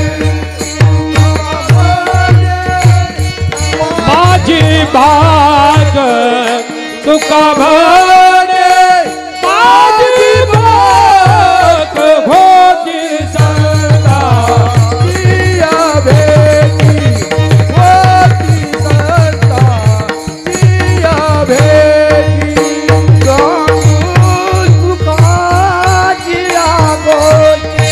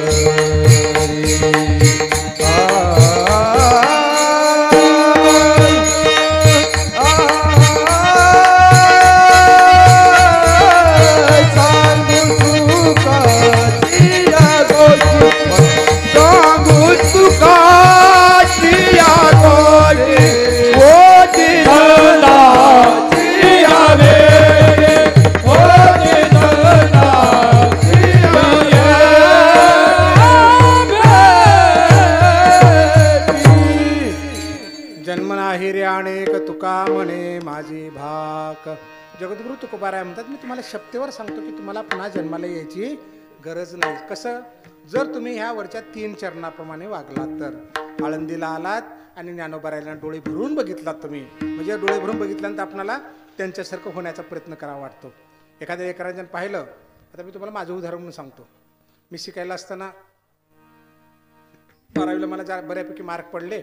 एक पुस्तक भेट दिलं तिथल्या गुरुजींनी म्हणजे प्राध्यापकाने आणि ते पुस्तक मला तहसीलदार साहेबाच्या हस्ते भेट मिळालं. त्यांच्यासोबत फोटो काढला. आम्ही त्यांना सोडायला गेलो. ब्लॅक व्हाईट फोटो असायचा तेव्हा काळा पांढरा फोटो असायचा 2 रुपयाला फोटो यायचा. इकडून तिकडून तडजोड करून तो फोटो मी घेतला आणि रोज बघत राहायचो. मग तहसीलदार साहेब तिथून निघाले खाली उतरले गाडीमध्ये बसले. त्यांचा रुबाब त्यांच्या तो सोबतचा गार्ड दिवा हे सगळं बघून असं वाटायचं मला की काय आपण तहसीलदारच झालं पाहिजे. ते बघून डोळा पाहू डोळ्याने बघत होतो सारखं. आणि भाग्य असं थोर की अनेक वर्ष पाहिलं पुढे शिक्षण झालं आणि मी डायरेक्ट डेप्युटी कलेक्टर झालो. महाराष्ट्रामध्ये टॉपर आलो 1995च्या परीक्षेमध्ये. आणि नांदेडला ज्या अधिकाऱ्याकडे रुजू व्हायला गेलो तेव्हा हे तहसीलदार साहेब प्रमोशननं डेप्युटी कलेक्टर झाले होते. आणि बघा ना, त्याचा बोर्ड बघितला. मी घरी परत गेलो आणि त्या पेटीतून फोटो काढून आणला आणि त्यांना नेऊन दाखवलं. साहेब हे बघा. ते म्हणजे हो मी आहे. हा तू हे कोण आहे म्हणे. तो म्हणलं मी आहे. तुमच्या फोटोकडे बघून बघून मी तहसीलदार व्हायचं म्हणत म्हणत डेप्युटी कलेक्टर झालो. त्याने उठून गळ्याला लावून घेतलं. काय सांगितलं मी तुम्हाला, हे माझ्या मोठेपणासाठी नाही. डोळा पाहू, डोळ्यानं जर बघितलं ना आपण की आपल्याला तसं व्हावं वाटतं. आपल्या लेकरांनी जर पाहिलं एखादा रुबाब वगैरे तर त्यांना वाटतं मला पण फलानं व्हायचं, हे फार चांगलं आहे, पिस्तानं चांगलं आहे. त्यांना डोळ्यानं बघायला शिकवा. यांना असं झालं आणि तसं झालं हे प्रकार नको आपणाला. डोळा पाहू असं जर बघता आलं तर तुकोबाराय काय म्हणतात, जन्म नाही रे अनेक तुका म्हणे माझी भा. एवढं जर नका शिकांत ज्ञानोबारायला, ज्ञानोबारायच्या साहित्याला, ज्ञानोबावर प्रेम करणाऱ्याला त्यांचं साहित्य जर एवढं डोळ्यानं पाहिलं आपण तर जन्माला पुन्हा येण्याची गरज नाही. लक्षात आलं. पुन्हा दुसऱ्या ह्याच्यात काय म्हणाले, होतील संताच्या भेटी सांगू सुखाच्या. दुःखात्मक बोलायचंच नाही असं ठरवून द्यायचं, कारण दुःखाला कोणीही वाटून घेत नाही. ज्याचं त्याला भोगावं लागतं. ह्या माऊली पेटीवाल्या माऊलीच्या पायाला ठेस लागली, रक्त निघालं, घरी गेले, बायका पोरगा म्हणतात लई लागलं हो, लई लागलं हो. कुणी फुकल, औषध टाकेल, कुणी हळद घाल, सगळं झालं. आता खाल्ले पेले जिकडे तिकडे जाऊन पटापट झोपी जातात. रात्रभर हा एकटाच माणूस विरळत बसतो, बापरे बापरे लई दुखू लागलं म्हणून. कोण कोणाला मदत केली रात्री. ज्याला लागलं त्यालाच भोगावं लागणार. दुसरे फक्त येतात, फुंकर घालतात, औषध देतात, निघून जातात. लक्षात आलं का. मग आपलं आपल्यासोबत राहणार आहे म्हणून काय करायचं, सुखात्मक सांगायचं, चांगलं आहे, मस्त आहे, आनंदाचं. होतील संताची भेटी सांगू सुखाची गोष्टी. ज्ञानेश्वर ज्ञानेश्वर मुखी म्हणता चुकी. ज्ञानोबारायचं साहित्याचं त्यांच्या नामस्मरण करायचं, ओळ्या पाठ करायच्या, श्लोक पाठ करायचे, अभंग पाठ करायचे, उड्या मारत राहायच्या. मग आता तुकोबाराय म्हणतात, जर असं वागलास तू तर जन्म नाही रे अनेक तुका म्हणे माझी भाक. संतांनी सांगितलं म्हणजे जन्म आहे म्हणजे आहे. तुम्ही म्हणाल तुम्हाला माहिती आहे का, मला माहित नाही. मग कसं सांगू लागलो तुम्ही असं. तुम्ही तर म्हणता की अनुभव असल्याशिवाय बोलू नये म्हणून. नाही बोलत, आपुल्या बळे नाही मी बोलत, सखा कृपावंत वाचा त्याची. त्याची आता देई जो अवधान, तुम्ही बोलविल्या मी बोलेन, जैसे चेष्टे सूत्राधीन दारू यंत्र. मग मागे कशाला बसलात, सांभाळा तुम्ही. आम्ही लढतो ना, तुम्ही मागे राहा ना फक्त आमच्या. तुम्ही मागे आहात. जे बोललं ते त्यांचं बोललं, माझ्या माणसं काहीच नाही. ते म्हणाले जन्म आहे. तव श्रीकृष्ण म्हणे पंडुसुता, तो विवस्तू जय होता तर आम्ही नसवायचे चित्ता. भ्रांती जरी तुझ तरी तुगा हे नेनसी, जन्म्या महात्मासी भोवती गेली ते प्री न समरशी तू. तुला माहित नाही पण मला माहित आहे ना. मी जेव्हा जेव्हा अवतार घेतला तो मागच्या जन्मामध्ये मी काय केलं मला माहिती आहे अर्जुना, तुला माहित नाही म्हणजे आहे. तुकोबाराय काय म्हणाले, आम्ही वैकुंठवासी आलो याच कारणासी, आम्ही जातो आमुच्या गावा, आमुचा राम राम घ्यावा. आम्ही वैकुंठातून आलो, आमचं काम झालं, आम्ही चालू आमच्या गावला, म्हणजे जन्म आहे. जगद्गुरु तुका अवतार नामयाचा, संप्रदाय सकळांचा येथून या. नामदेव महाराजांचा अवतार असेल, ज्ञानोबारायांनी सांगितलं म्हणजे जन्म घेतला. सेना महाराज म्हणाले, सेना सांगून या जातो वैकुंठासी, तिथी ते द्वादशी श्रावण मास. सेना महाराजांनी 9 दिवस अगोदर सांगितलं मी वैकुंठाला चालू म्हणून, म्हणजे याचा अर्थ जन्म आहे, पुन्हा पुन्हा जन्म आहे. मग आपलं केलेल्या कर्मानुसार आहे म्हणून हे कर्मच एवढी चांगली करायची, कारण तिथं देशाचा राजा सोडायला येत नाही, माय सोडायला येत नाही, बाप सोडायला कोणी सोडायला येत नाही. आपले कर्मच आपल्याला सोडवणार आहेत म्हणून कर्म अतिशय चांगली करायची. जर ज्या घाणेरड्या जन्मात किंवा दुःखाच्या जन्मात यायचं नाही असं तुम्हाला जर वाटत असेल, हे गरिबी आहे फला नाही बिस्ता नाही, येऊ नका. मग त्याची भक्ती तरी करून बघा. म्हणजे काय होतं माहिती आहे का, जन्म आहे की नाही पुन्हा माहीत नाही, पण ह्या जन्मातच एवढा आनंदाने जगू शकतो आपण. आशा सोडून दिली की माणूस आनंदाने राहतो. मला हे पाहिजे ते पाहिजे फलाना पाहिजे बिस्ताना पाहिजे म्हणजे की दुःखच दुःख आहे. खूप लोक येतो पेपरमध्ये बातम्या येतात ना, पुणे जिल्ह्यातली बातमी आपण एक 5-7-8 महिन्याखाली वाचली. कितीतरी कोटी रुपये सापडले, कितीतरी हॉटेल त्यांच्या नावावर फलांना बिस्ताना. काय करणार असं घेऊन सांगा बरं. आणि ह्या लोकांना शुगर असते, बीपी असते, खाता येत नाही. आणि दुर्भाग्य बघा, कब्बर चहा सुद्धा स्वतःच्या पैशाचा पित नाहीत, कुणाला तर पाजवायला होतात, पार्ट्या मागतात, फलांना कर बिस्ताना कर. कळावं ना आपल्याला आपलं जीवन. म्हणजे हे जीवन सुद्धा इतकं सुंदर जगता आलं पाहिजे. मस्त चटणी भाकरी खाऊन किती भाग्यशाली होत. त्या देवाला जन्म मिळणार झाला ते म्हणतात हो नारायण नामे जीवनमुक्त. इथं येऊन नारायणाचं नाम घेऊन कीर्तनाला तर आपण शांत बसत नाही, प्रवचनाला तर शांत बसत नाही. करायचं मस्त आनंदाने करत राहायचं, कारण त्यांच्या कृपेशिवाय पर्यायच नाही म्हणजे नाही. सगळ्या जगाची सूत्र सगळे त्यांच्या हातामध्ये आहेत. आणि आपण अतिशय भाग्यशाली आहोत की आपला काळ ज्ञानोबारायच्या अगोदरचा काळ जर विचारात घेतला तर तेव्हा तिथे ग्रंथ लिहिलेले नव्हते, साहित्य नव्हतं संतांचं. पण ज्ञानोबारायांपासून नामदेवरायापासून पुढे प्रचंड साहित्य आमच्याकडे आलं.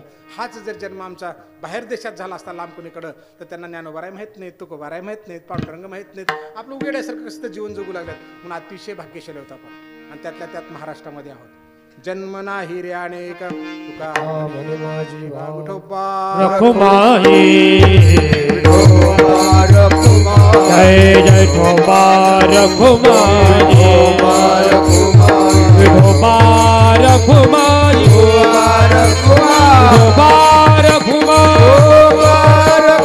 रखुमाई विठोबा रखुमाई विठोबा रखुमाई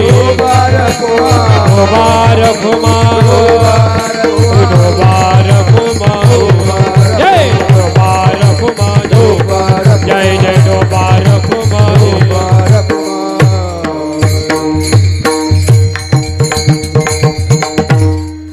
चला आळंदीला जाऊ ज्ञानेश्वर डोळा पाहू सरळ सरळ चरणाचा अभंग आहे. जगद्गुरू म्हणतात मी तुमच्यासोबत आहे. चांगल्या ठिकाणी आपण स्वतः जात असतो, योग्य ठिकाणी आपण स्वतः सोबत जात असतो. त्याप्रमाणे जगद्गुरू तुकोबाराय आपल्यासोबत आहेत आणि ते म्हणतात की आळंदीला जाऊ. चला आळंदीला जाऊ ज्ञानेश्वर डोळा पाहू. आता याच्यानंतर आळंदीला इथून निघाल्यापासून किंवा जायचा मनात विचार आल्यापासून आपल्या डोळ्यासमोर आळंदी उभी राहिली पाहिजे. इतकं शांत चित्ताने जायचं आणि रस्त्यात फोन आला की इकडे पुण्याकडे आलोय, जरा बाहेर चाललोय असलं नका सांगत जाऊ. आळंदीला चालो ज्ञानोबारायला भेटायला, देहूला चालो तुकोबारायला भेटायला असं बेशक सांगत जा. म्हणजे ते ऐकणाऱ्या ते थोडा फरक पडतो. चला आळंदीला जाऊ ज्ञानेश्वर डोळा. अतिशय अंतकरणातून भगवंताला बघायचं, डोळ्याने पाहायचं आणि डोळे बंद करून घ्यायचे, पूर्ण भरून घ्यायचं. जसं की आपण मुलगा पाहायला गेल्यानंतर नकाशिकांत भरून घेतो. उंची आहे का, गोरी आहे का, काळा आहे का, पांढरा आहे, अगदी त्याप्रमाणे ह्या भगवंताला डोळ्यात भरून घ्यावं. कारण हा शाश्वत आहे. तुम्ही आम्ही सगळे नाशवंत आहोत, आज ना उद्या जाणार आहोत. त्या नाशवंतात अडकण्याचं काही कारण नाही. होतील संताचिया भेटी, सांगू सुखाचिया गोष्टी. हे संत महात्मे जे कोणी भेटतील, हा तो फला नाही का, मला माहिती आहे तो कसा आहे, अजिबात देणं घेणे. ज्ञानोबाराच्या दरबारात आलाय ना, त्याचं सोनं झालंय, त्याला नमस्कारच करायचा. वाकाय चौकाच्या गल्लीतला फला नाही, दिंडीत बघितलं असा भांडला आणि तसा केला, हे असले चुकारात काय नकारात्मक काहीच बघायचं नाही. तिथे सगळे माऊलींचे भक्त आहेत, माऊलीच्या ठिकाणी आले आहेत, माऊलीच्या मंडपात आलेत, माऊलीच्या दारात आलेत. मग आनंदाने नमस्कार करायचा आणि तिथं जे जे पूर्वीपासूनचं ठेवण्यात आलेलं आहे किंवा आहे त्याला सुद्धा साक्षात संत आहेत असं करून स्पर्श करायचा, नमस्कार करायचा. ज्ञानेश्वर ज्ञानेश्वर मुखी म्हणता चुकती फेर. ज्ञानोबारायचं नाव घ्यायचं, ज्ञानोबारांच्या ओव्या वाचायच्या, ज्ञानोबारांची गाथा वाचायची, हरिपाठ, चांगदेव, पासष्टी जे काही आहे किंवा संत महात्म्यांनी त्यांच्यावर केले लिखाण, ज्ञानोबारायांची जी लेकरं येतं. कारण प्रत्येक संतांनी आई, बाई, माऊली असे शब्द वापरलेत. म्हणजे ही ज्ञानोबारायांची लेकरं ही सगळी संत मंडळी, त्यांचं सुद्धा प्रेमपूर्वक चिंतन करायचं. आणि संसारात वागत असताना कुणालाही अरे तुरे उलटं सुलटं एकेरी नावानं हाका मारून टाकून देऊन बोलायचं नाही. कारण या मुखातून ज्ञानेश्वर शब्द पडला पाहिजे. भगवंताला दुसरं काही लागत नाही. एक फक्त पुतणेचं उदाहरण सांगतो मी तुम्हाला. तुवा सनकादिकाचे निमाने, सायुज्य सौरसुदीतला पुतणे, जे विषयाचे निस्तन पाने मारू आली. त्यांना काही कळत नाही भगवंताला, फक्त नाव घेतलेलं आवडतं. अहो त्या स्तनाला विष लावून आली होती कृष्णाला मारण्यासाठी आणि कृष्णाने दूध प्यायला सुरुवात केली. ती काय म्हणते, कृष्णा सोड, कृष्णा सोड, सोड सोड, ओरडू लागले. आपण म्हणतो की असा कृष्णाने विष पेलं, रक्त काढलं, अशी पडलीन, 2 किलोमीटर लांब धड पडलं, तुकडे करून जाळले. ते नाटकं नाही करायचे. आता ह्या संसारामध्ये कलियुगामध्ये, विज्ञान युगामध्ये योग्य तेच बोलायचं. काय सांगायचं, एकच सांगायचं की ती काय ओरडते, कृष्णा सोड. अहो सोडलं ना तिला. कशातून सोडलं, ह्या 84 लक्ष योनीतून फेर सोडलं.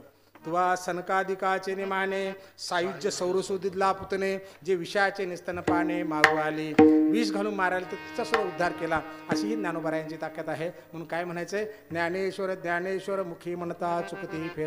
कृष्ण कृष्ण म्हणल्यानंतर उद्धार झाला. राम म्हणता रामची होईजे, पदी बसून पदी घ्यायचे. तुकोबारायाने सांगितलं, कृष्ण म्हणता कृष्ण होता येतं, राम म्हणता राम होता येतं. ज्ञानोबारायांचं तुकोबारायांचं नामस्मरण करताना आपल्याला त्यांच्याप्रमाणे होता येतं. आणि असं होता आलं तर जगद्गुरू म्हणतात, जन्म नाही रे अनेक तुका म्हणे माझी भाव. मी शब्देवर सांगतो म्हणतात की तुम्हाला पुन्हा जन्माला यायची गरज नाही. कुठे राहाल तुम्ही, आम्ही वैकुंठवासी. सेना सांगून या जातो वैकुंठासी. आम्ही वैकुंठवासी आहोत, वैकुंठापती आहोत. आम्हाला जन्ममरण आमच्या इच्छेप्रमाणे आहे. भगवंताने सांगितलं जा तर जाऊ, नाही थांब म्हणलं तर थांबू. एवढी ताकद आमच्यामध्ये येऊ शकते. आणि ती ताकद यावी म्हणून अभंगाप्रमाणे वागावं आणि ज्ञानोबा प्रमाणांचं आपण सारखं चिंतन करत जावं. एकदा आपण त्यांचं भजन करूया. ज्ञानेश्वर माऊली ज्ञानराज माऊली, ज्ञानेश्वर माऊली ज्ञानराज माऊली. जय जय ज्ञानेश्वर माऊली, ज्ञानराज माऊली तुकाराम. जय जय जय जय जय जय ज्ञानेश्वर माऊली, ज्ञानराज माऊली तुकाराम.